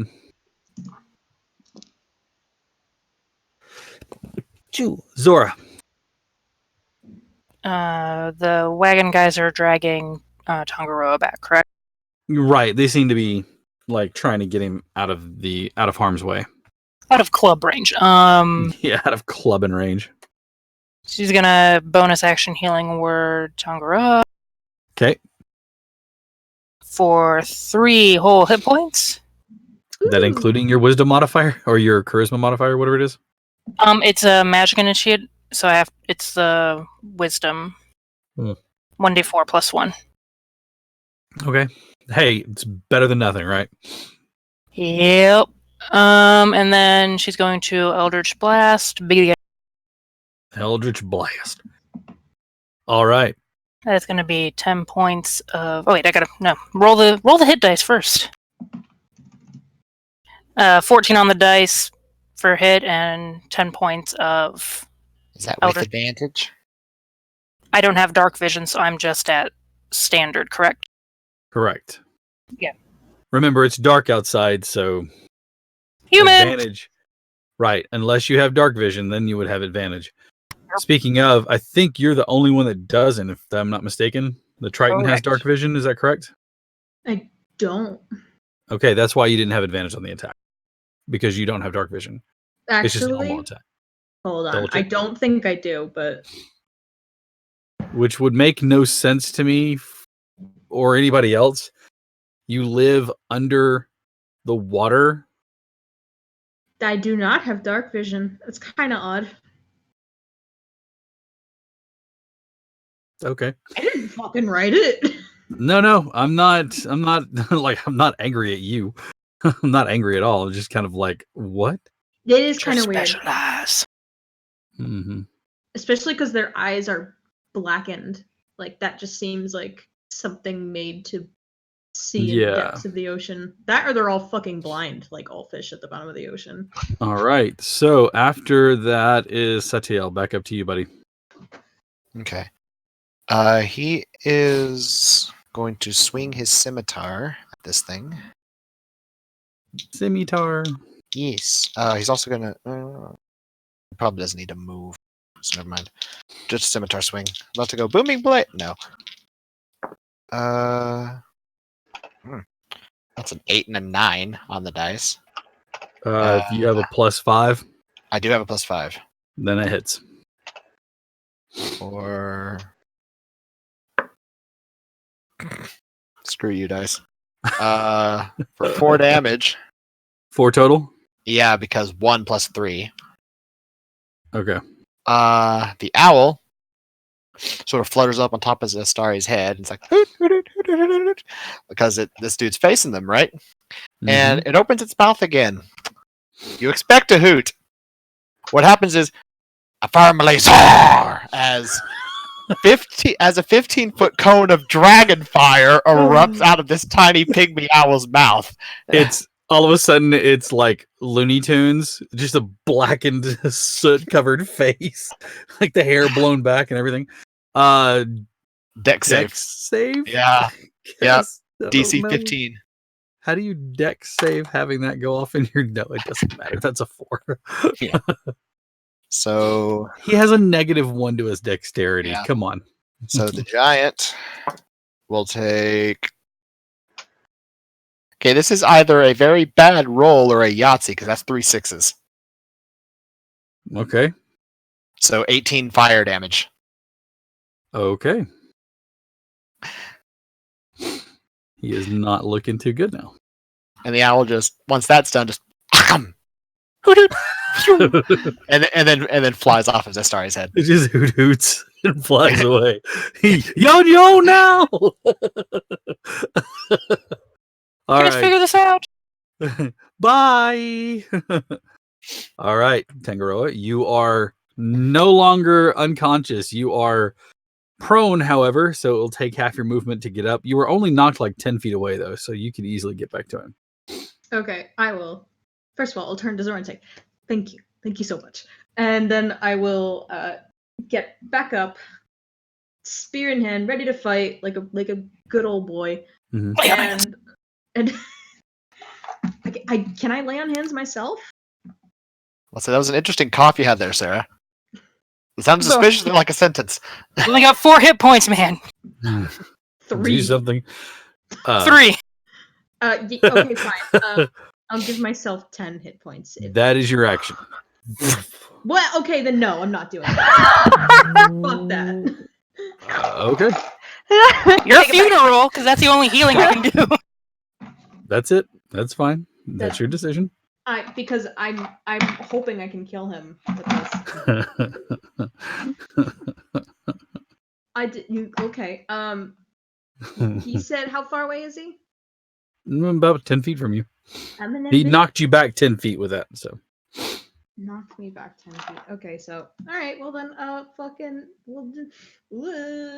okay. I'm gonna hit him with the spear. I'm gonna try to stab him again. Okay. Yeah, a 24 to hit. Yep. And with the spear, I'm gonna smite him. Smite me, oh mighty smiter. All right, just for the spear, it's no, it's not two-handed. You can roll it all together. He doesn't have like resistance to anything. Where's my thingy? 7 points of piercing damage from the spear, and then with the smite, 9 points of radiant damage. Okay. And I don't have my shield up, so I'm gonna might as well just smack him with the club too. Did you use that spear one-handed or two-handed? One-handed. Okay. Ooh. Oh no, that's okay. 15 to hit. That'll hit him. And yes, 9 points of bludgeoning damage. All right. He turns and looks away from you, Zastari, Oh no. and back down. All right. Oh, guess whose turn it is? Oh no. Someone play taps.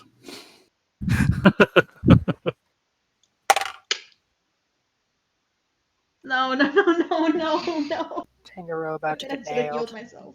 That first attack, being distracted by Zastari's pointy stilettos in his shoulder, he goes to swing and it misses you just barely. Like you feel the pressure change as it swings right by your head. Yeah. Let's But not a get second cocky. attack. Uh-oh. But the second attack does hit you Oh fuck. with a total of a 16. There I go. I'm dead again. 11, 16, 21 points of damage. Just sends you sailing back. This time you just tear through the awning and hit one of the carts. It rocks on its wheels and you just kind of slam down. The boards kind of broken in from the impact of your body as you just kind of slump there. From around the edge of it, Zora, you hear Hannah go, "That idiot's trying to get himself killed." I know. I did a lot of damage though, and that's all I want. Would you All right. stop hitting our Triton friend? I don't think he likes it. Looks like he's a glutton for punishment. He keeps running back up there. Ezra. Sorry, just from up on top of the giant. No, I'm pretty sure he's probably into it at this point. When you keep coming back for more, what does that really say about you? Should Ezra be taking notes then? I just feel like it's like Tanjiro gets hit, he goes, and it's like, oh. And then when he comes back, it's like, the fuck are you doing? And then it just gets shot back, and he's like, There you go. I'm gonna get a picture, and it's just gonna be Tangaroa laying in a little like slump over here on the green screen. That way, whenever I roll to the side, I'm just like, at this point, It needs to That happen. I'm just gonna It be like- needs to happen. That is absolutely perfect. that's gonna be my background forever. Okay. After after this fiasco, Ezra, it's your turn. just I don't love have how he's advantage still, I'm right? worried." No, Yeah, Fairy Garrett. Fire's still Fairy active. Fire's up. Oh shit, hell yeah. It's not Unless guiding something bolt. happens to Zora. Unless something Protect happens me. to Zora, it's still up. Protect Yeah, me, I'm it's- soft. It's not guiding bolt. Okay, Which is the first attack. I am going to I'm gonna invoke a key point to do a psychic slash. 18 to hit. I'm going to invoke Wrath, so the target suffers disadvantage on all attack rolls against a target other than me on its next turn Mhm. until the end of my next turn. Sorry. Okay. And it does 5 psychic damage. Okay. Now, because of spending a key point, do I still get an extra hit Mhm. for hitting? Yeah. Okay. Oh, I'm so glad I had advantage because that's a 1 on the other dice. Garbage. 16. Tychus just hucks it across the room. I have a 16 little hits. tin. So all my d20s. Now I 16 just does want hit. to double check because I think. Okay, nope. This is just regular damage. It's not psychic damage. 8. Okay, 8 damage. Hmm. Nice. Zistari, from your perch, you can hear him. It's your turn now. Well, since I'm up here, we're gonna try again, and I have advantage. Now's when you cast sleep because you know his HP is low. I you don't just have spells sleep yet. If Like, somebody casts just sleep Eric's while I'm hand on this just- guy, I'm gonna be real upset. That is one hell of a dexterity saving throw. Eric's hand. Just Guess what I that have down. prepared? You put that you down. Put that down, you son of a bitch. All right. Go ahead and attack. 13 on the die, plus That'll 7 hit for him. 20. Yeah, that hits. And because I have advantage, I get sneak attack. Sneak attack. Which at level 4 I believe is a 2d20. Or 2d6. God, could you imagine Keep it? lowering those 2d20? numbers. 2d20s. 2d6 plus another 6 because cold damage and a d8 because rapier. That's a good sound right there. All those dice together. Right? Too bad it didn't roll for great damage. 8, 10, 14 total. 14 damage. That's not bad. It is not enough to take him out. You said 14, right? Yeah. Ooh, he looks rough as you make a horrible slash across his face. You can see some of the white from his eye where you slashed it. And he reaches up and covers his face. And turns and looks at you. Well, kind of looks at you, and you can see that you've damaged the eye, and it's gone. It's completely just like doing that whole "I'll save you the gore." Yeah, she all waves. right. Not that he can see her, but she waves. All right, Zora. She's not gonna cast sleep. That's funny. It's been used so many times against her. It would She's be like, so funny though if it just like, because I know how much HP he has, just to have one of you go sleep. good old Eldritch 20 Blast. feet in the air. Please don't. I'm right in front 15 of on- him. Please don't. We'll make him go What- sideways. 15? 15 on the dice. Okay, that hits. 11 points of damage. Okay. Would you like to describe how this looks? Probably just takes out the other eye. Just He starts to stumble and sway. You can see for a second you think he's going to fall forward. He kind of hits and drops to one knee, and his body twists awkwardly, and he slams into a tree before rolling back forward. I do need you to give me a dexterity saving throw. You're the What one to that say? put yourself up there. If the story wants to fall towards Ezra, I'll catch. Well, I'm gonna make my dexterity saving throw to like leap off towards Ezra, hoping he's Sure. gonna catch me. Mm-hmm. In the arms of an angel. That is a 13 on the die, plus Plus 7 7. for 20. You leap, and you can see Ezra. Ezra, give me a... Let's see. Dexterity. Like dexterity or acrobatics. If you have acrobatics, I'll let you use it. I have acrobatics. Okay. I can't see what that says. Okay. 22. Easily enough, you see the lithe form of Zastari start to fall through the air. You catch your arms out, and she lands in your arms easily enough. She's light enough. I'm not going to make you make a strength save to see if you can catch her. But she is safely there, and the giant has been felled. Thanks, big guy. Place her on the ground. Go check on Tonga. Hannah is already tending to Tonga. You can see that she's clutching something in her hand that you didn't notice before. It is attached to a chain, and you can see that, like, how you like pull a chain out of your collar and it kind of hangs there for a second, but she has a hand over the top of Tonga, and like her hand is on his head, and she is chanting something. Wow. Okay. You get 21 points of healing. Ooh. The first thing Ezra says whenever Tonga opens his eyes to look around is, "You're an idiot." Did we win? Zora in the corner. Zastari, completely agree. I would rather it attack me than it nice of a Wish thing. granted. Wish I'm granted. afraid I think more than just you can take a hit, Tonga. I'm a tough boy. I'm a tough boy Oh, too. Yeah, real tough. I lived. Did you suffer a concussion on that first down? No. I'll use this one next Would time. you like to? Would you like to? Zastari looking over at Zora. I like What? you. Keeps I like you. running back at the thing. I know. I watched. I was up on the giant's shoulder. I saw it would happening. all of you guys just say, I took Tonga, the don't- hit. And Don't it's take risks like okay. that, please. I lived. There's more than just you. I know. But you know I what? just didn't want to see you getting hurt. That was one hell of an adrenaline rush. That is the first time I've actually fought a giant.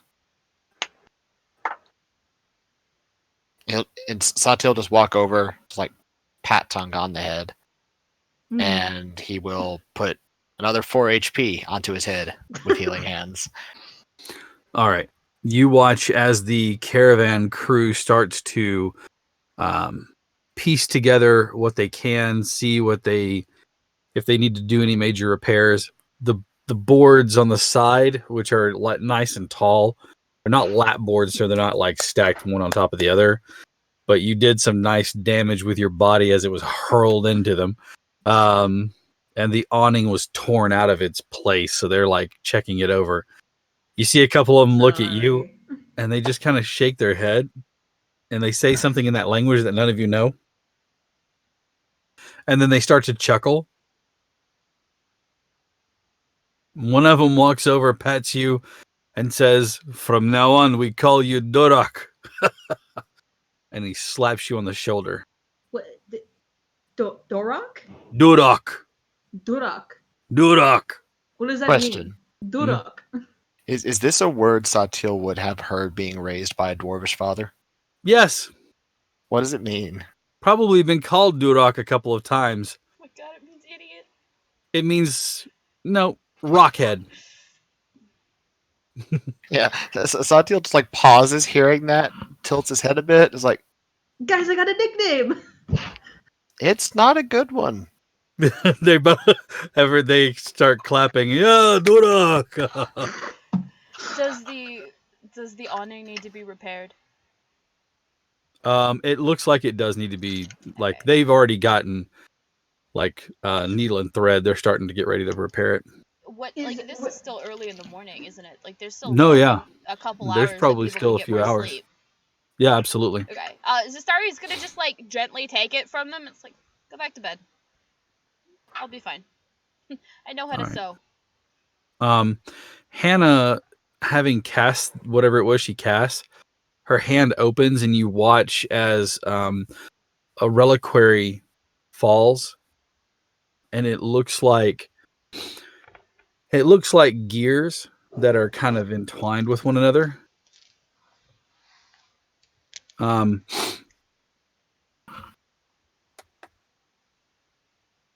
I make a religion check on that? You certainly can.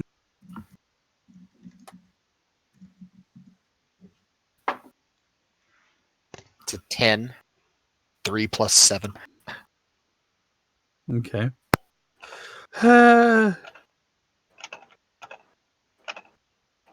You're not real sure?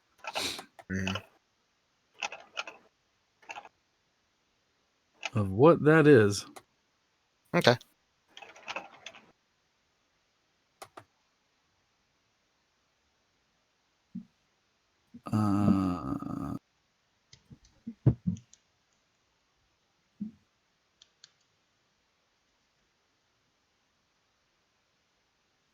But yeah. She kind of sits back looking rather peaked now. Taking a deep breath. You can see that whatever it was she did, it took a lot out of her. But she kind of like comes up and pats you on your chest with her hand. And she kind of looks at you for a moment and she goes, Durak's fitting. And then she kind of wanders off to kind of like curl back up on her little like bedroll. My ears kind of like drop flat, like oh. All of your frills go. I wish I had one on my head. I do have one on my back, though, like a really big one. All right. The rest of the evening, although nervous, passes without any further incident. As the morning breaks, the form of the giant still lays there. You watch as the caravan crew take ropes and tether off to it, pulling it so that it is no longer lying in the road. They tie the oxen back up and start to move their beasts back out onto the road with the wagons.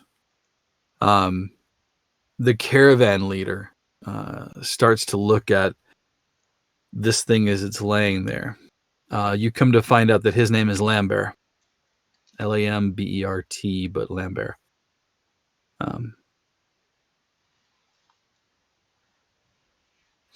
He looks pensive and he keeps looking in the direction where you think it may have come from, the opposite side of where you guys camped for the night. Mm. He strokes his chin. You can hear his fingers raking over the stubble. I want to put this place behind me as fast as I can. I'm sure that thing's not alone. They rarely are. Well then, no point waiting around here. Meals on wheels, folks. We're eating and walking. And he climbs up into the wagon, and you can see him pull like a piece of, like it's a ration bar. It's a trail bar. And he starts just chewing away as he makes the oxes go. Mm-hmm. Once I saw Tail sort of like peek up next to him, I was like, hold that thought. And he'll poke the bar. The bar now tastes like steak. And he goes back into it. It went from tasting like honey and oats and berries to tasting like steak. Oh, can I have honey, oat, and berry? Zastari is gonna wait to make sure that Zora gets up into her horse. Got this. Me and Buttercup made a deal. She just holds the rein steady so that you don't get pulled off again. I've got it. Do you not like it? I can change its flavor. It's just odd. It has the same texture as before, but it tastes like steak. Yeah. Sometimes things are fine as they are. Just odd. Ezra, do you need a hand getting onto your horse? Animal handling checks from all those who are riding. The fur of you. Oops. Would Zora and Ezra get advantage because they am helping actually, the porters are going to help anybody who would like to have help, so you would get advantage from that. Ooh, 18. Cool. Okay. Me and Buttercup have an understanding now. I'll braid their hair. I mean, it's better than last time, 15. Hey, you're on. them? I got a 9. Nice. What's that? I got a 9. A 9. You struggle to get on the horse. Did you roll that with advantage? Yeah. Okay. You struggle to get onto the horse, and after a couple of good-natured laughs at you trying to get up on the horse, one of the porters walks over and says to you, "Do you mind if I get close to your person?" Not at all. Didn't have a Fine. problem with this yesterday. Put the foot, and I will push from the bottom. She accepts the help. She's not gonna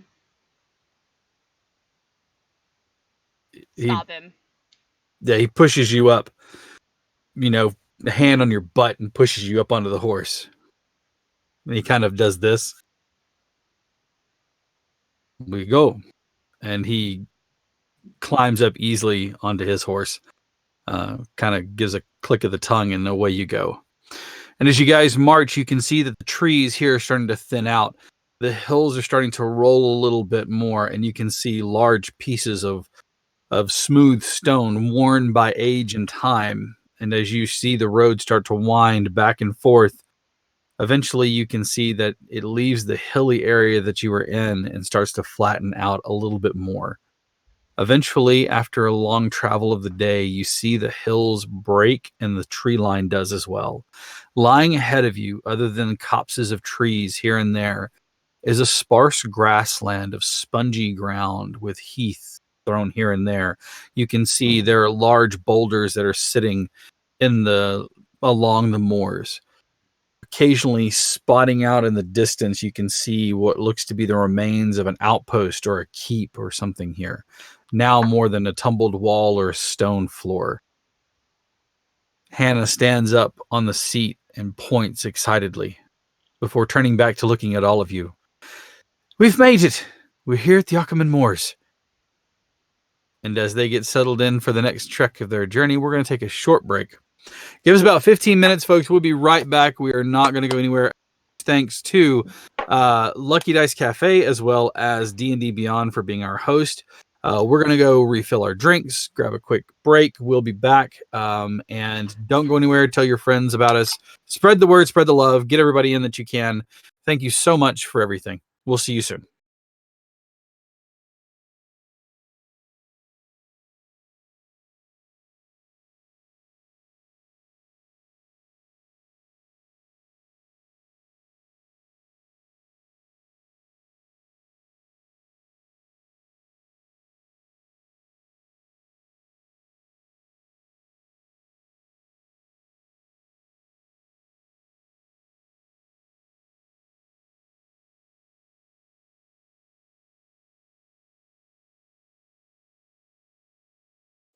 The night has come, it's cold and losing my control. Your light is gone, and lonely darkness fill my soul. I wish that you could save me from my isolation. It's way too complicated. Let's stop this conversation. Let's stop this conversation. We got no relation.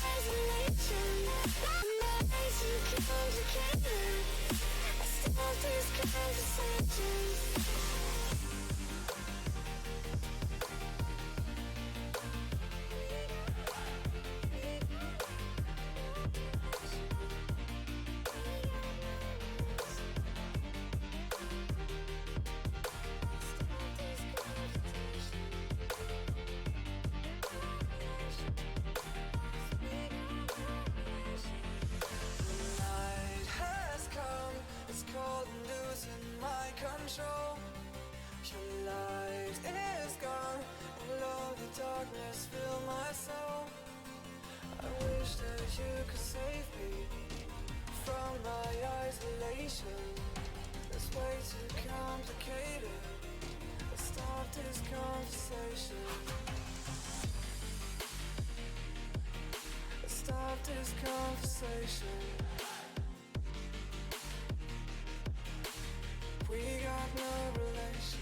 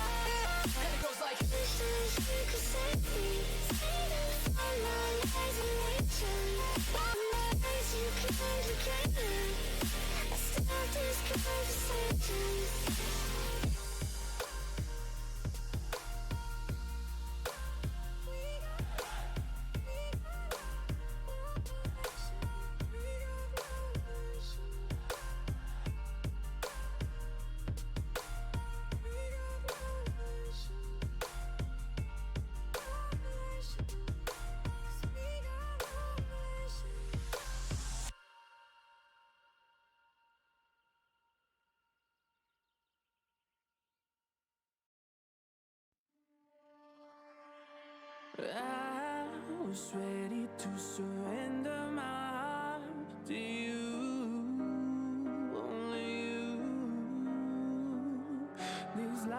lights all around me keep blinding my eyes from you and the truth. Don't tell me, don't tell me, don't tell me why. I know, no, no, you won't save my life, save my life. Baby, keep on, you're making the waves. You and I will never be safe, be safe. If the walls come down, will you pick me off the ground? If the walls come down, will you save me or burn me down?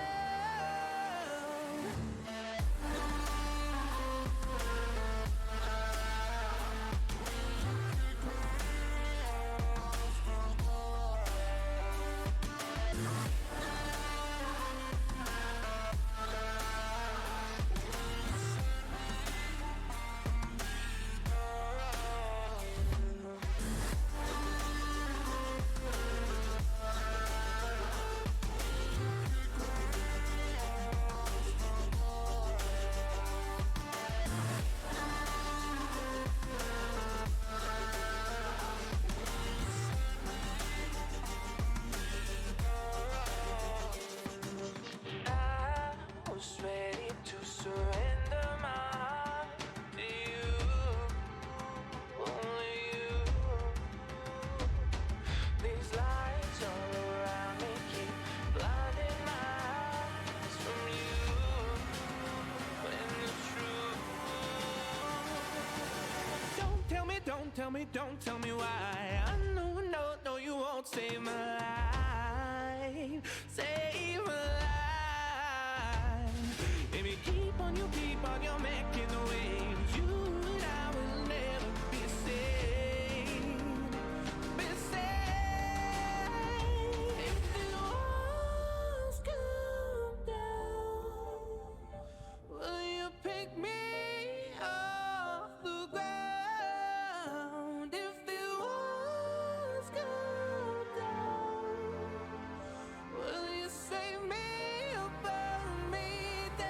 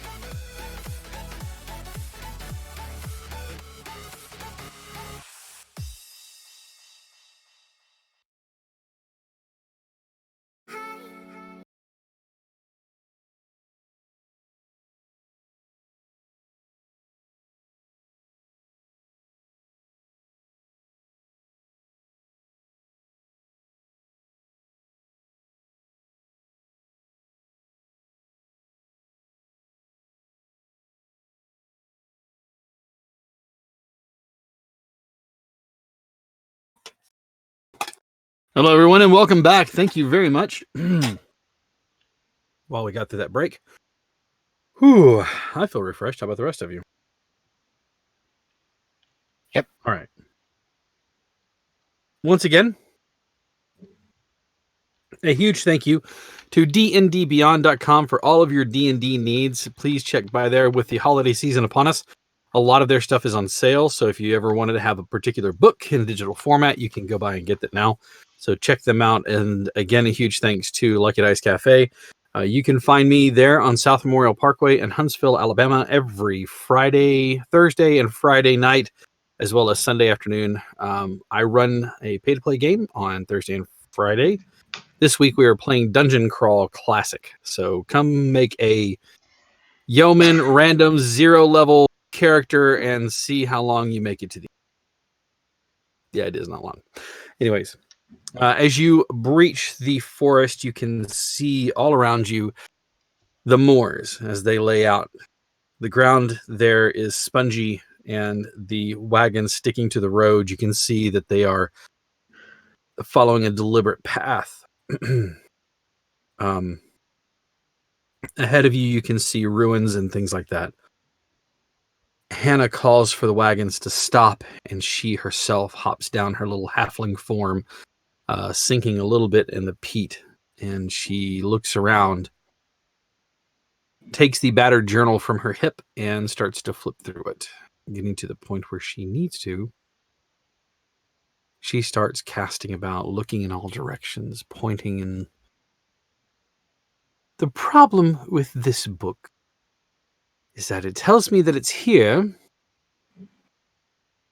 but the moors are not a small place, so it could be in any of these old abandoned keeps and outposts spread throughout the moors. So, and she turns and looks at you collectively. Any ideas and thoughts? Start with one and work our way through until we find it. It'll be lengthy, but then we're sure not to miss it. True. Very true. And what of you? With Satil's studies and his keen mind, would there be anything that he's run across before of a general location in the moors? No? Not really. The moors itself was divided up into different locations. Kind of more like small city-states than like kingdoms with outposts here and there. You know that there was kind of a northern and a southern, and they had a wall that kind of separated them. And it's like, what's the wall in the UK? The Berlin Wall. The UK, Fuck, I thought you said Europe, and now I'm stupid. Goodbye, everybody. Good night. And this is how Molly dies. She just walks off camera. Tango, we hardly knew you. We need a new palette. Anyways, I can't think of it. Hadrian's Wall? Yes, that's it. There we go. Thank you. Where it's like you can't really knock it over. It's just kind of like one of those things. The outposts and the wall itself have long been kind of left to decay and ruin, so there's not much more but tumbles of rock here and there. She looks at the journal and she says, if I were a smart person, and I fairly am, it would be kept at one of the major keeps, I would say. The journal tells the last person that held it was the owner of the Northern Territories. So I say we find there. That means that we have to track across the moors, though. So let's get going. And with that, she climbs back into the wagon and she gives him the directions on which way to go. The road winds through, and again, this area, that's very, very shallow, low hills. For the most part, it's kind of flat, and you can see, even though it's a higher up elevation, you see a mountain range off to the left, which would be to the west. kind of far in the distance, and you can see that to your right, the land seems to drop, and there's low hills that seem to lead down eastward into the ocean side again. As you move through it, though, again, like I said, it's a wide open area, much to see. The road winds around, and eventually you come to a low stone square. The square itself is probably about, you would guess, 50 feet across, or so 50 feet by 50 feet. And you can see that where it may have had a stone floor, it's been driven up and broken. You can see grasses growing around there. Part of a low wall gives you the idea that this may have been like an outpost. While the wood is rotted away and gone, the stone is still there, at least for the most part. The low wall that's broken and jagged has covered in green, giving it this kind of a mossy looking, like jagged teeth. You can see that there's no signs of activity, but you realize that this is as close to the wall that separated the two territories as an outpost can get. In front of you, maybe a few miles, you can start to see pieces of a stone wall that's been broken, tumbled over. What man, elf and dwarf and orc and whatever else could not do, time itself has ravaged this place. As you are passing by, I would like for you all to give me perception checks. Okay, fine. Okay, fine. Please do that, please. No. 8. Dirty 20. Okay. 19. 19. Okay. So the highest we have right now is a 20. 20. Okay. Not me. Um. I'm still You- working off the concussion. Yeah. As one does. I can count to purple. As you look at the wall and the area, there are some telltale signs that let you know that someone passed through here recently, like within the last maybe week or so. It looks like they set up camp and that rain has washed away most of it. You can still see a pile where there were either kindling or where the fire itself may have been. You can see some slight scoring to the stone there. So it looks like somebody set up camp within that little stone square. You were going to say or ask? What time of day is it? Right now, it's probably getting on the late afternoon, knowing that you'll need to set camp soon-ish. Hannah, not to tell you how to do your job leading this caravan, but if we go any further, we may not find a better place to camp. But I'm Somebody's sure there's an already used- outpost. But there may be another outpost up the road a little bit if we travel a bit further. We have no idea what's occupying it. You see the caravan driver, Lambert, look at you and go, "You speak true. I think that here would be a good place to stop for the night." We came across a keep. First, we thought it was empty. Let me rephrase. I thought it was empty. Walked right into the eating hall, and there was a bunch of skeletons that rose up and tried to kill us. Sorry, you That's missed an that. odd thing. Well, okay, yeah. So, That's a thing. yeah, actually, it was pretty great. It's where I got this sword. Then she points to the rapier on her hip. Well, technically, it's where you got a sword. You just transfer the enchantment to that. Semantics. But you're right. It's semantics.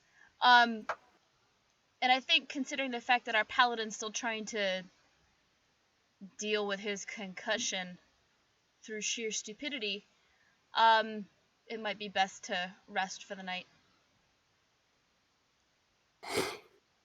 So that he is, well and capable of protecting people.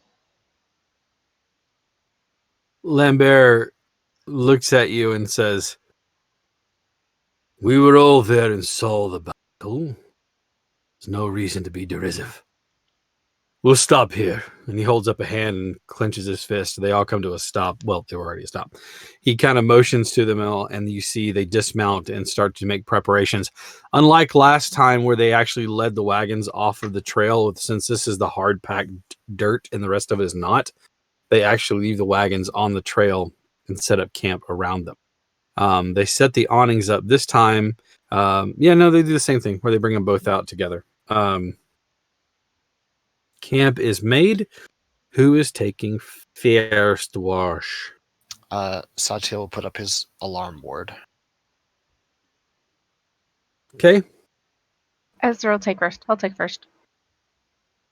You'll take first. Yep. All right. I'll take second. The caravan. Woken up for the last two.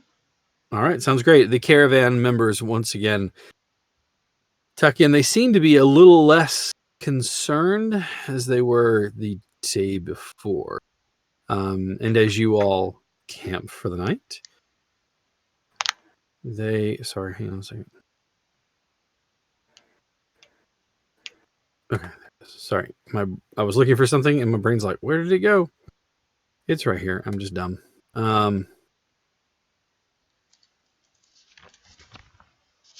You eat. Once again, they do a hearty meal, everyone. And it is the two of you. Well, actually, let's have you give me a. Actually, you know what? Satya will stay with Ezra. Share watch. All right, Tangaroa, since you're up first, give me a. I'm taking second. I'm first. Sorry, I've got that backwards. Yes.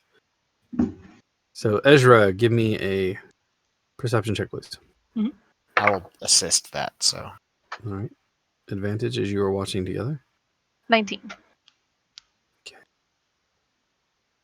Okay. It is quiet, and it seems to be that there is nothing in the nights. And as you watch, however, you can see small wisps of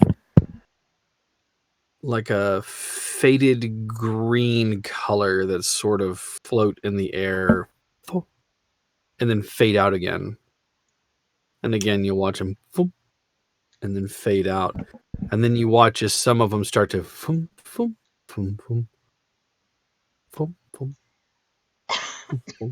Fireflies.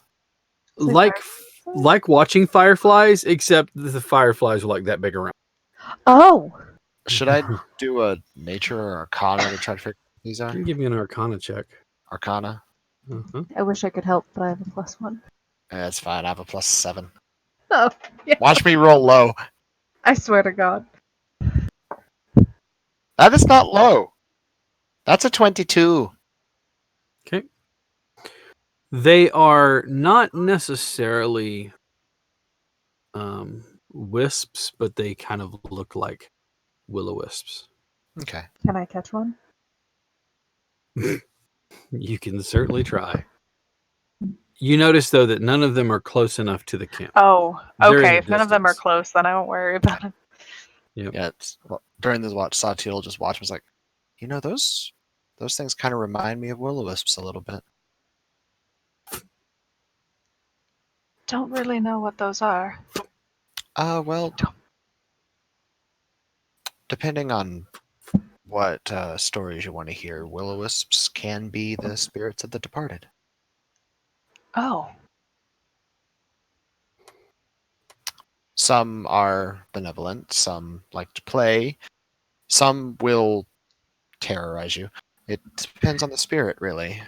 But these, they appear to just want to dance, at least for now. I have a question for you now, Captain. Fire away. Hearing departed, Ezra is a Shiro Oni, which Shiro Onis have close ties or bonds with the spirit realm. Does he feel like any of that? Yep. Okay. As a matter of fact, you feel in the presence of this place, you didn't feel it earlier, but it seems like the night brings it on. And as you watch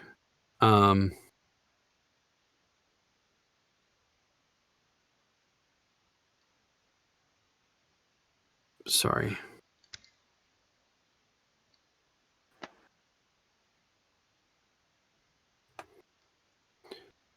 You watch, or you have this impending feeling of just sorrow, of loss.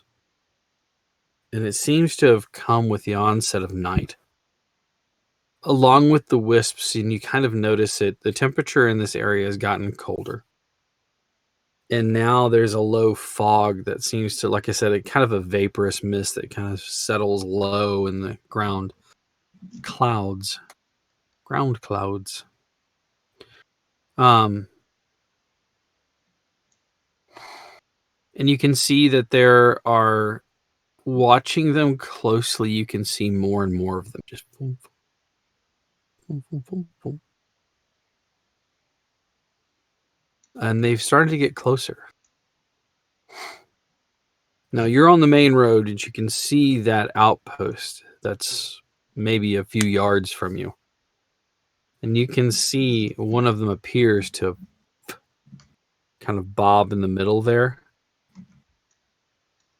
And you watch as it kind of drifts closer, but not necessarily to the caravan. It seems to like drift closer, like to where you are. Moving over. It keeps it a little bit of a distance, maybe 20 feet. And you watch as it moves to the air in just kind of a whimsical pattern.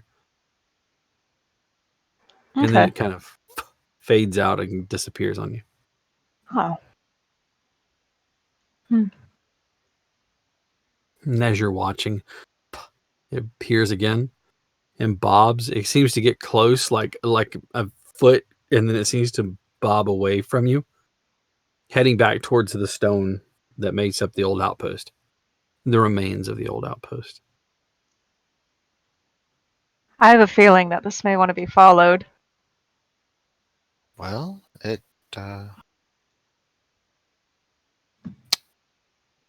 might want to wake up the others if we do. Tangaro is next watch, right? Mm-hmm. We can wake him, have him take over the rest of our watch, if anything, and I'll go. I can Well, make we're it not back going easily. low.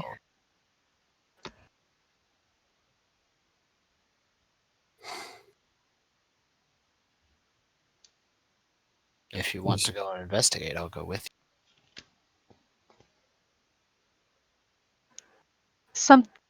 There's a lot of sadness here, a lot of sorrow. I'd like to go check it out, so Ezra will move to wake up Tonga. Okay. Okay, Tonka. And do I see all the little glowy thingies bobbing around? You do.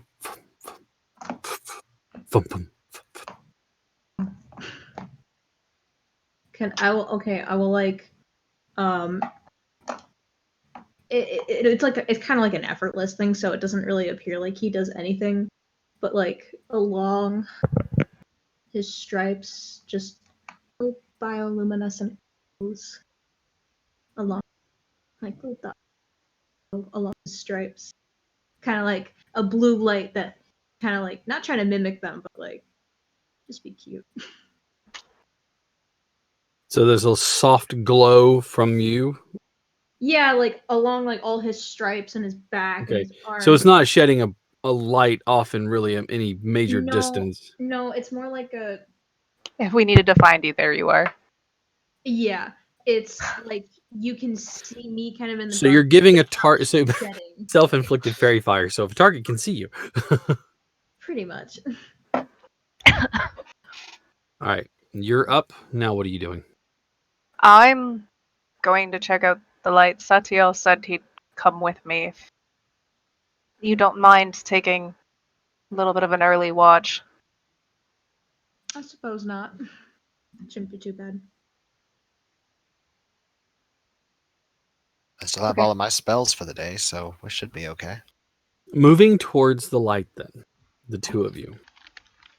You can see it bobs and bounces in front of you, keeping just a little bit of a distance so that it can't get lost, but it's also, not like right there in your hands.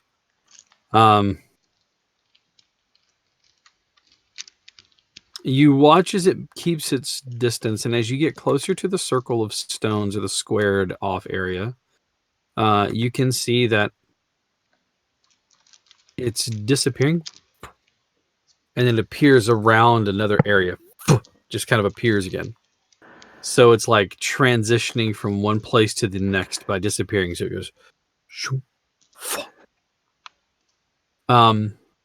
It guides you to the squared off area of stones. Not very far from where you guys have set camp. As it appears, you see another one appear, not too far away. You see a third one appear just outside the stone. And they all just seem to kind of hover for a second. That's when the air around you drops. Even in the dark of night, both of you with dark vision, excuse me, you can see your breath hangs in the air before dissipating. It was already cool, but now you drew cloak even further. And for the first time, you ask yourself, had it always been a moonless night? Stars are out, sure. But there's no moon. One of the wisps fades out and then gets incredibly close, like almost in front of you. And as you do, you can see a face in it. It is not a happy, joyous look. It is malevolent. It is pain written and etched in the face. And as you watch, a shadow of darkness seems to form out of the area around you. A bony hand made of nothing but inky blackness seems to engulf one of the will-o-wisps. Pull it in. The faint sound of a cry of pain. And you watch as the shadow forms and rises up. No legs, just a gaseous black base. And you watch as this smoky thing writhes and moves towards you. And I need you to roll initiative for me, please. Uh-oh. Yeah. This is why Satiel said he was going to go too. I could have dipped with my teleport, but Yeah, you yay. could have. But he's not going to Oh. let a friend go places alone. Res him later. Yeah, no kidding. Yeah. All right. Give me just 1 second here. Yeah.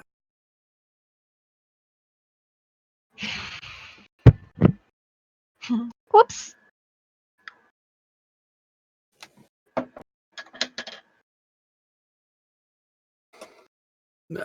Right. Cool. That's a horrible roll. All right. What did you guys have? 18. Okay. 16. It's better than me. I got a 13.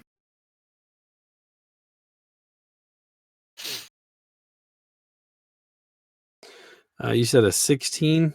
Yes. 18. Oh, sorry. I got a And 16. then Satiel had a 13.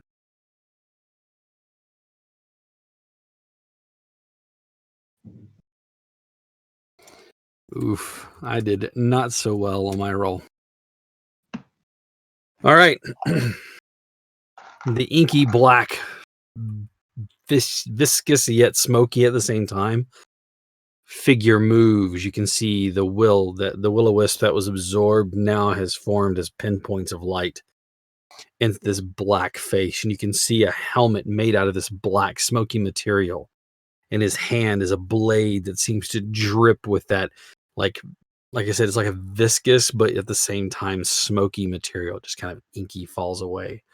And as you watch, it starts to move towards you menacingly. You are first up, Ezra. Yikes. Okay. We're gonna try and hit it, I guess. Okay. I'd like to see how this goes. 17? Okay, that will hit it. 7? Um,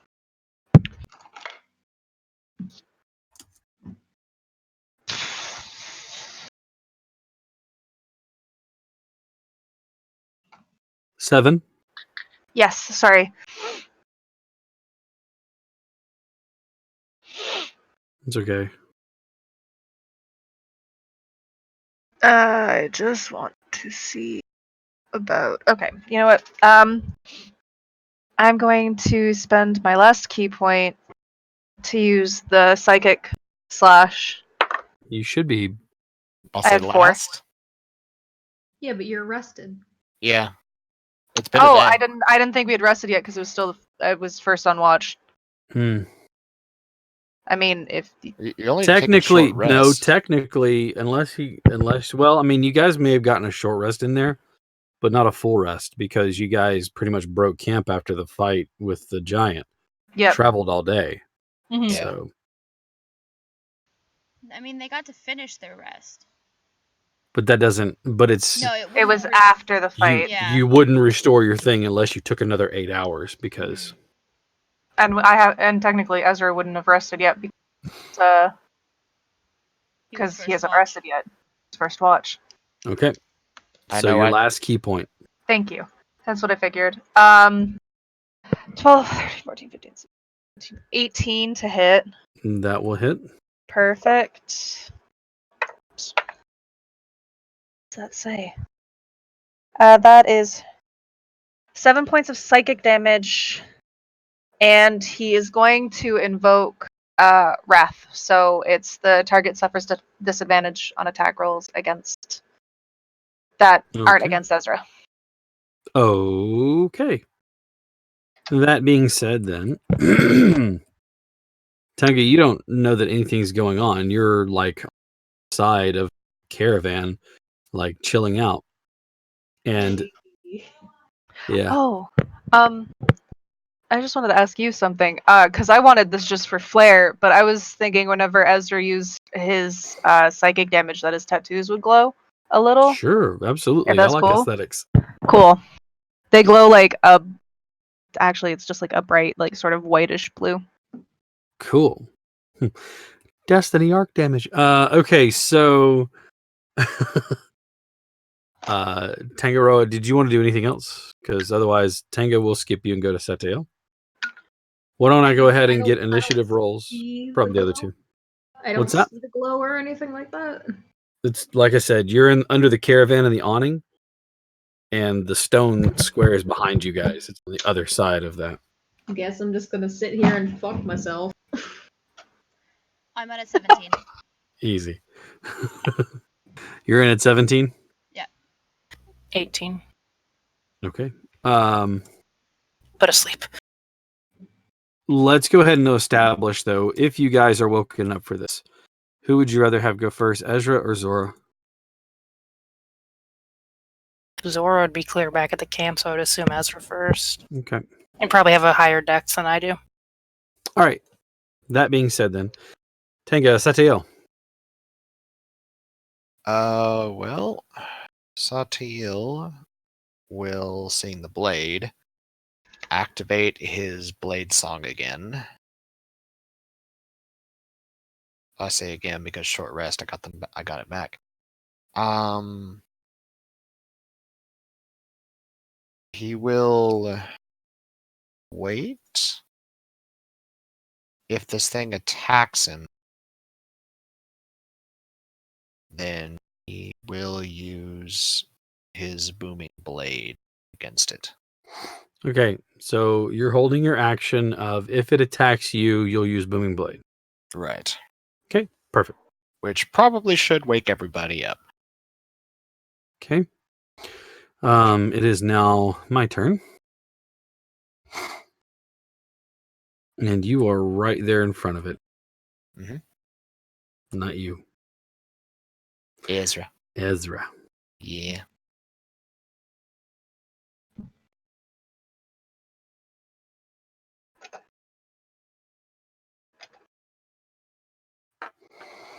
Okay. Sorry. Oh, that's why, because it's down. Cool.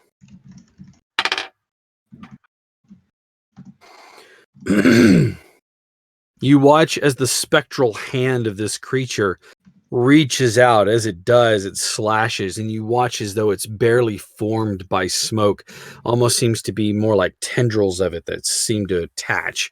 The hand reaches out, and it doesn't like scratch you, but you feel it push into your flesh with a 23 to hit you. Ezra or Ezra. He's invoked Wrath on it, so it's gonna hit him. Mm-hmm. As it does, it rakes its fingers through you, and you don't feel so much damage as you feel the essence of your very being torn from you. Oh, great, You this take again. 21 points of necrotic damage. And I need you to give me a Constitution saving.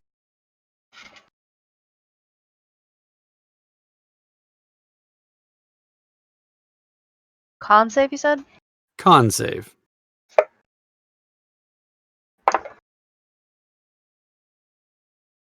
17? Okay. Even though it has snatched a bit of your essence away, you don't lose that part of yourself, although you do feel the pull there, as though it were trying to rip your life from you using its hands. But that is its turn. And as a bonus action,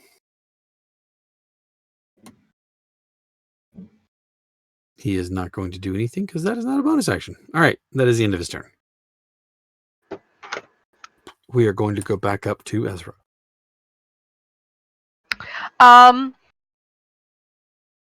We're yelling. Screaming at the top of your lungs? Yeah, just like, hey, yo, Tonga. Not good. Evil man. Bad soul. Bad touch. Fiend? Bad touch. Big bad touch. Let me just say. Big bad touch. I can't take another hit like that.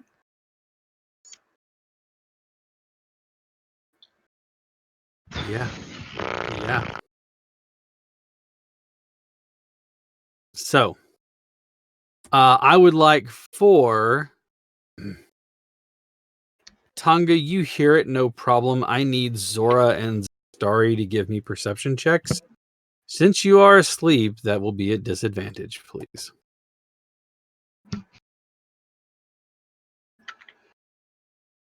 So while this roll is happening, Satya will tell Ezra, if you need to run, run. I'll hold it for as long as I can. 14. Okay.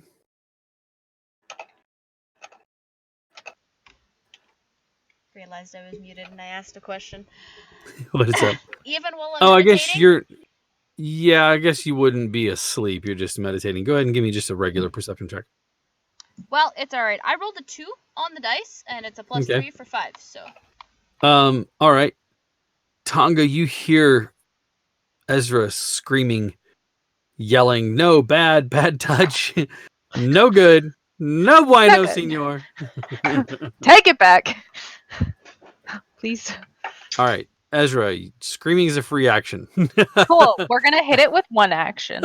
Okay. That's a nat 20. All right. Go ahead and give me that Bad touch. damage. Return bad touch. Ooh, that's at least 8. 9. Oh, that's disappointing. And then as my bonus action, I'm using my teleport Okay. to back the fuck out 30 feet. You appear in front of Tangaroa. Hello. Bad touch. Oh. Pains. Oh. One question before that, because now that he's not human anymore, the teleport has him for a brief moment stepping through the boundaries of planes. Is there anything sort of different or wavy around that spirit that he would notice before dipping?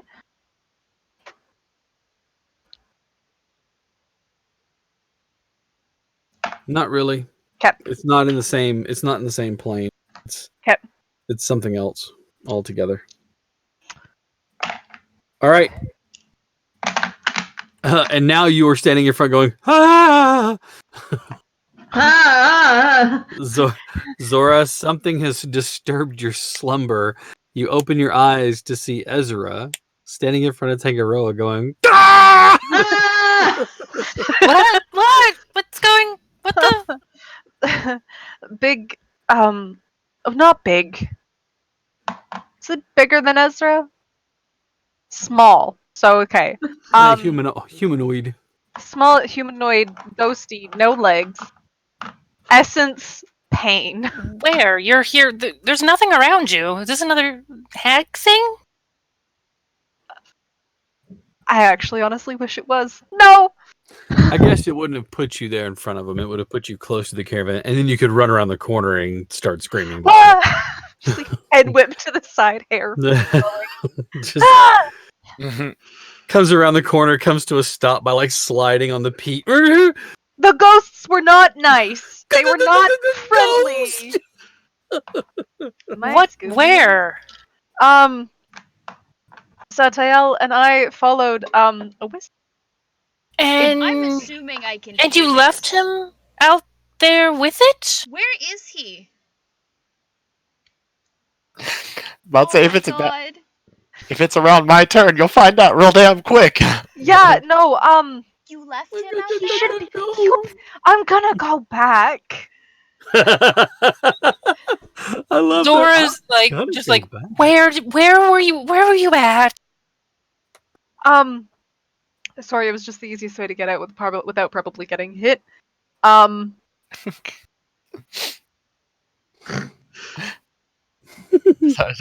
just thematically, like, because I'm just like, where'd you leave him? Light. Zora just Yeah, I'm starts sure walking that I'm sure direction. the light switch will go on in a moment. All right. Just start walking After, into the darkness, stumbling so- around things.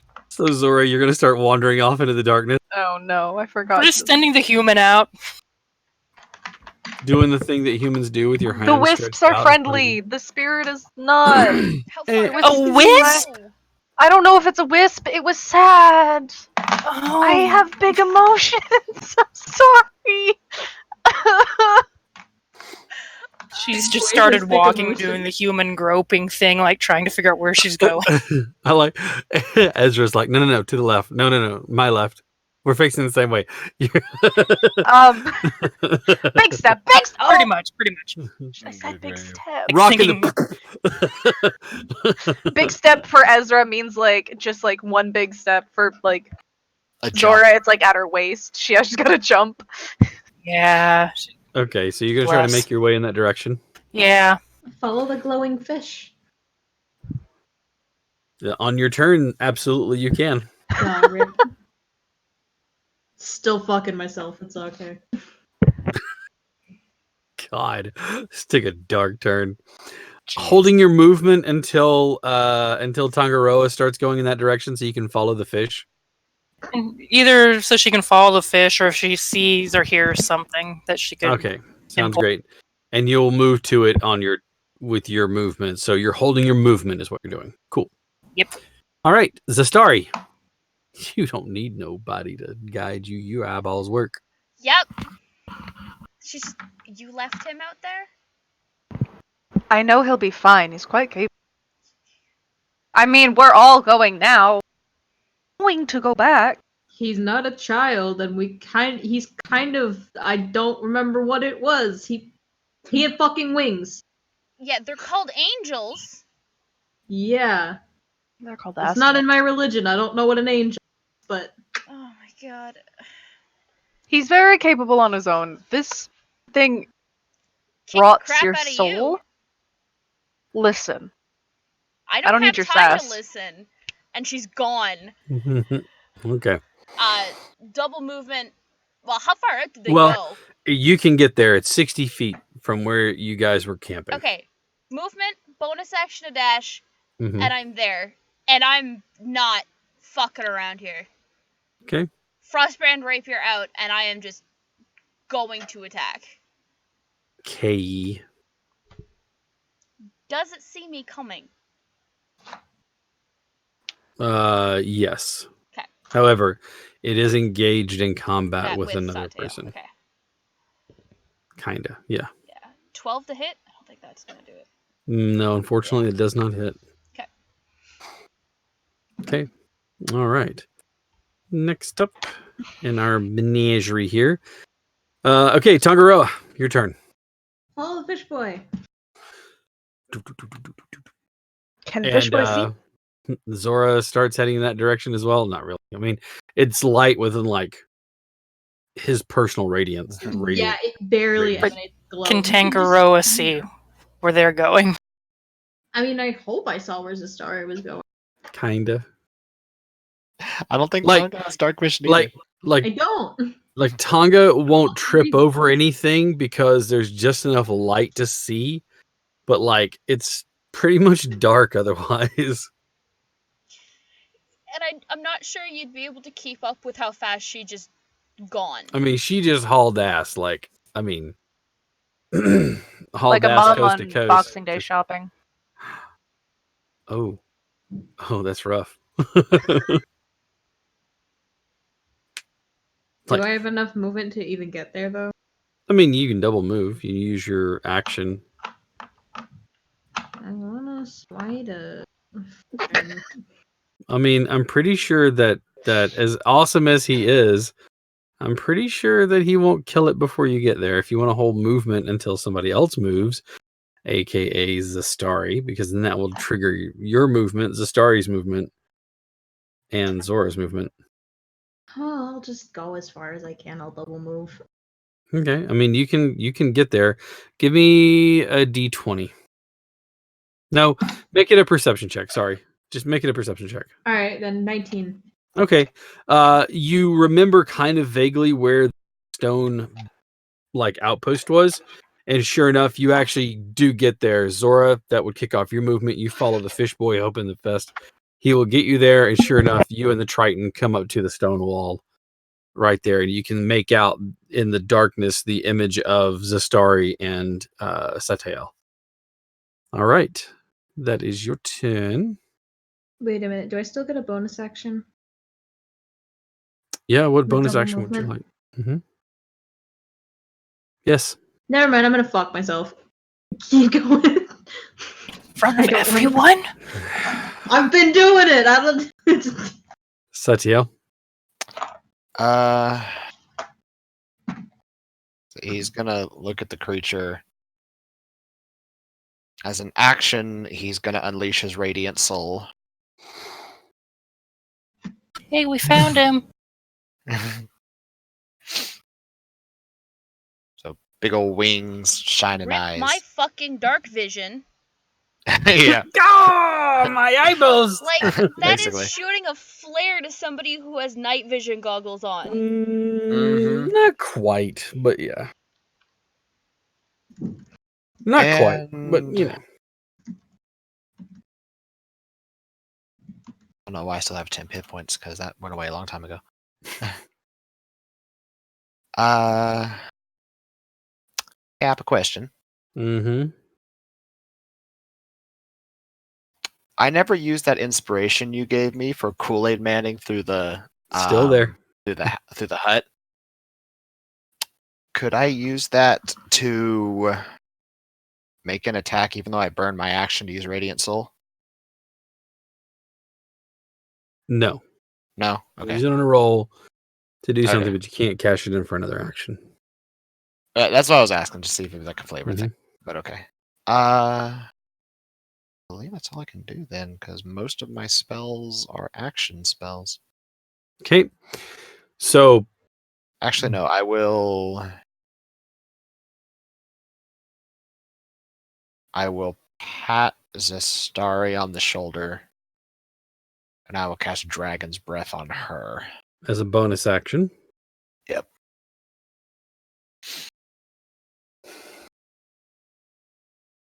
Do you get to choose what element it is? Yes, I do. I almost want you to make it like acid. I get to choose between acid, cold, fire, electric, or poison. and this one's going to be fire.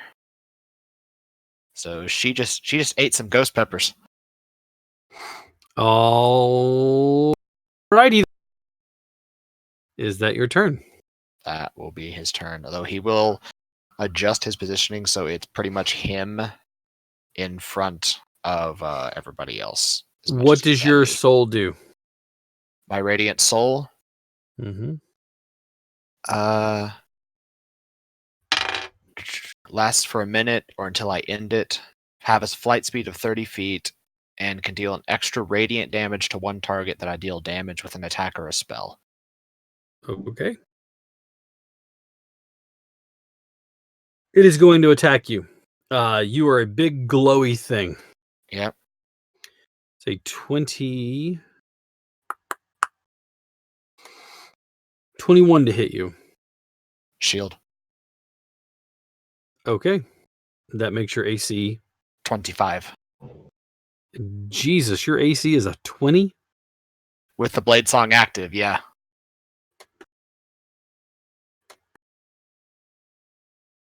Do you take an armor feat? No. I am a Blade Song wizard becomes proficient in light armor. So I'm wearing studded leather armor. I have a +3 to my dexterity for my AC to be a 15. That's 12, that's 15. And with the Blade Song, lasts for 1 minute, grants you the following benefits. You gain a +5 bonus to your AC. Walking speed increases by 10. Advantage on acrobatics checks, and a +5 bonus to any con saving throw that I make to maintain concentration or spell. Okay.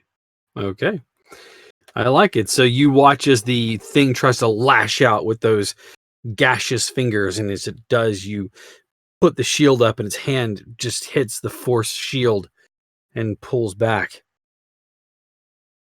All right. That is its turn. Back up to the top. Ezra. On his way back, is he gonna run past Zora? Yes. If Zora's okay with it, I'd like to pick her up and take her the rest of the way. Just launch me at the fight. Just overhand. There's like arms under her shoulders, just yeet her like spear over his I would like to request to be yeeted at the fight. I will gently carry her in my arms Like and see, bring her to like- the fight. like a claymore mine, front towards enemy. But by front we mean Zora. All right. So you're carrying Zora to the battle. Yes. I know she's next in order, so I was just like, shoot. Things that I've never really said before in my life. All right, that'd be your turn then. That's fine. I will carry her the rest of the way. Excellent. Then you are correct. Zora, it is your turn. We got a short rest in at least, right? Mm-hmm. Oh, fairy fire just for the hell. Okay, you will be at risk of catching allies. She can't like cast it. Does it have to be centered on the guy, or can it be centered behind him? It can be centered behind him. But he's How kind are of you- surrounded. But he's kind of has So them, like It would give him advantage on you guys. Both of us have decent dexterities. Do it anyway. Okay. Knock yourself out, guys. DC 14 dexterity. I want you both to fail. I Not that I'm against the players, but just because I like you egging it on. You asked for this. I did, but I rolled a 16. I rolled a 15. So they're both good. So they're great. However, so is it with a total of a 21. Well, she'd like to take a free action to kind of cuss and Sylvan, Granted. and she's just gonna kind of wait there for a second. All right. That went better in my head. No. Great plan. So the thing about Fairy Fire is it doesn't just go boom and then it goes away. It's still there, and as long as they're in it, they continue to have to make dexterity saving throws. Oh, I did not know that. So Fairy Fire is lasting as long as you keep concentration on it. All right. 99.9% certain that is the case. I have been misreading Dragon's Each Breath. object in a 20-foot cube within range is outlined in green and blue. Any creature within the area when the spell is cast is also outlined. For duration, objects and affected creatures shed dim light in a 10-foot radius.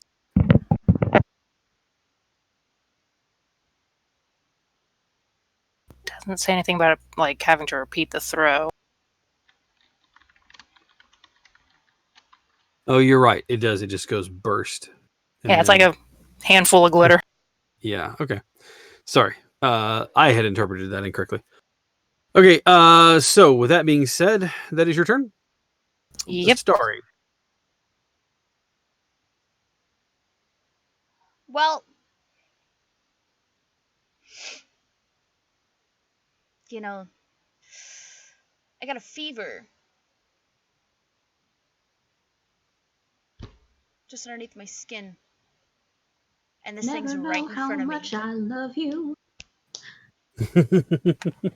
There's topical creams for that. And she is just going to open her mouth right in front of this thing with a cone of fire. Okay. Now, out of curiosity, considering the fact that I really don't look like I would do something like this, is my sneak attack going to go off, or is that only on melee? It's only on a melee attack. Of course it is. If it has the ability to save, it's not a directed melee attack. So, okay. That being said, what is the DC on that? 15. Well, that's a 14 on the die. Total of 17. Okay, so it takes half damage. 15 total damage. And I have been misreading Dragon's Breath a lot. I thought it was a one-shot burn and done. No, it lasts for a whole minute. You can keep doing it repeatedly. And is it her action to? Yeah, it takes an action to do it, but you can do it for up to a minute. However, she is going to just let it go because she knows she's going to do more damage with her sword. He lets it go, but it stays on you. Yeah. Yep. Okay. Alrighty then. My familiar just became more deadly. Weaponized familiars. Any bonus action you'd like to do? Tangaroa? I'm gonna hit it with my spear. Two-handed. Okay. Math. 17 to hit. That will hit it. And luckily, you guys aren't in dim light because somebody is shedding a big ass goddamn light over there. And is this a fiend or an undead? You get the idea and the indication that it is an undead. Well, then I'm gonna burn my last smite. Burn your schmite. I rolled an 8, an 8, and a 7, and a 4. Jesus Christ. Okay. 27? I don't know. 8, 8, 16, 4 is 27. 27. 27. 27.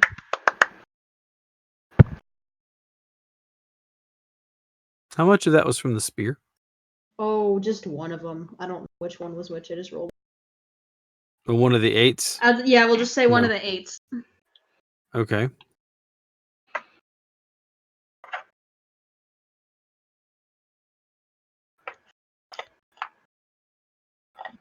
Okay.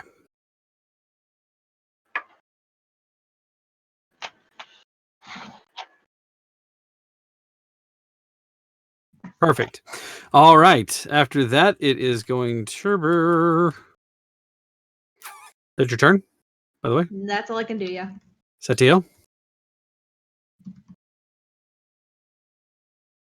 Muted. Muted. Shh. This thing is right in front of his face. He is going to just use... he's going to use Booming Blade in case this thing moves.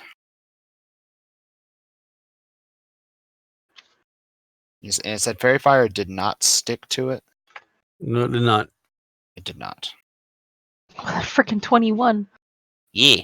Yeah. Had a About feeling. that. Huh. Okay, so that's I can math. Can you? I can, just if you give me like a million years. 24 to hit. Yeah, that hits it. Okay. So takes a grand total of 4 slashing damage and an additional 4 radiant damage.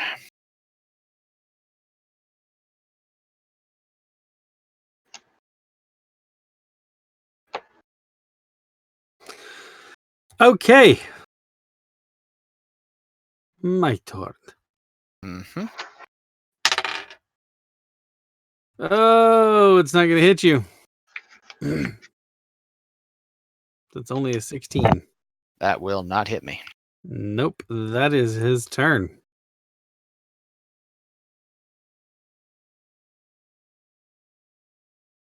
So back up to the top, we have Ezra.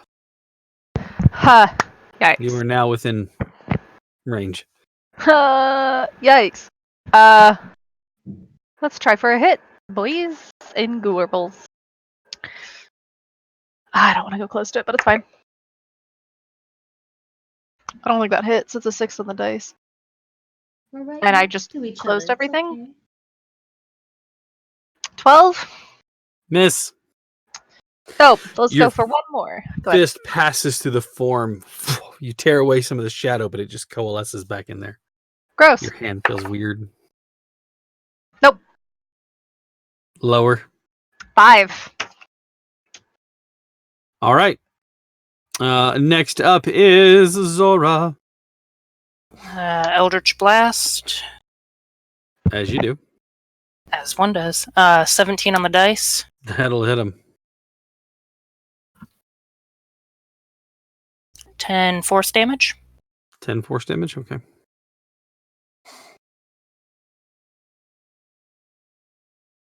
Alrighty then. Is that your turn? That is her turn. Zistari.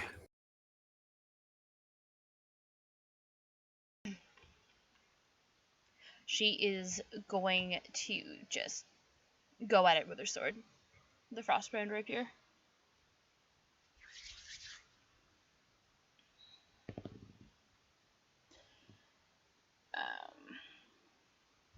I don't think it's 16 hits. 16 hits it. Oh, does it? Nice. Mm-hmm. He's in base-to-base contact with Satail. So, sneak attack damage. Yep. And where's my D8? Where did that go? There it is.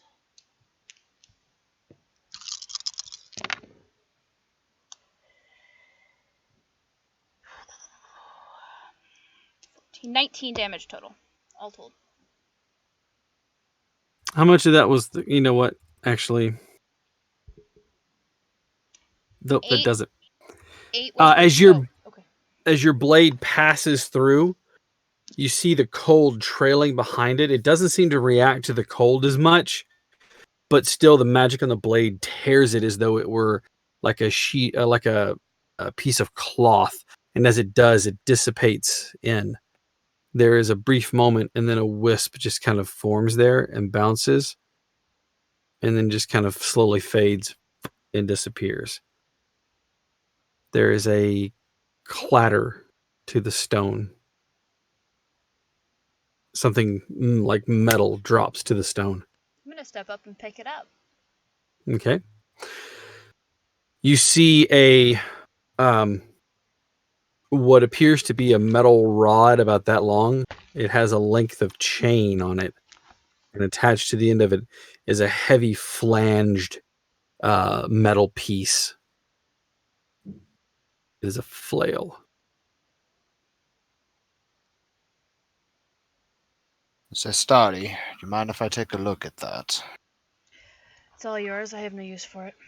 As his wings sort of just like fold up a bit, because it hasn't been a minute yet. Although I think maybe we should get those who can't see in the dark back to camp. He's like radiating light. I'm fine. For about another 40 seconds or so. Tangaroa's got No, I am. I can hold it bioluminescence. up for as long as I want. Oh, that's true. As you guys dissipate the wraith and make your way back to the camp, this is where we're going to call it. Next week, we'll pick up at the next morning. In the meantime, a huge shout out to everyone for hanging out with us tonight. We had a blast. At least I had a lot of fun. A huge thanks to Maddie, who is always our host, except for next week. There will be a little different change up, but our format will still look the same. A huge shout out to Sarah, Eric, Molly, and V for being with us. Steve will be back with us next week. Hopefully, he's not feeling well again today, so we wish him all the best in a speedy recovery. I hope everybody has liked my Dire Bear logo on my backdrop there. It has been fantastic. I actually feel like it's really here, but it's not. And in the meantime, take care of yourselves. Be careful out there. We love you guys. Thank you so much for tuning in and watching with us, and we will talk to you again next week. Bye, everyone.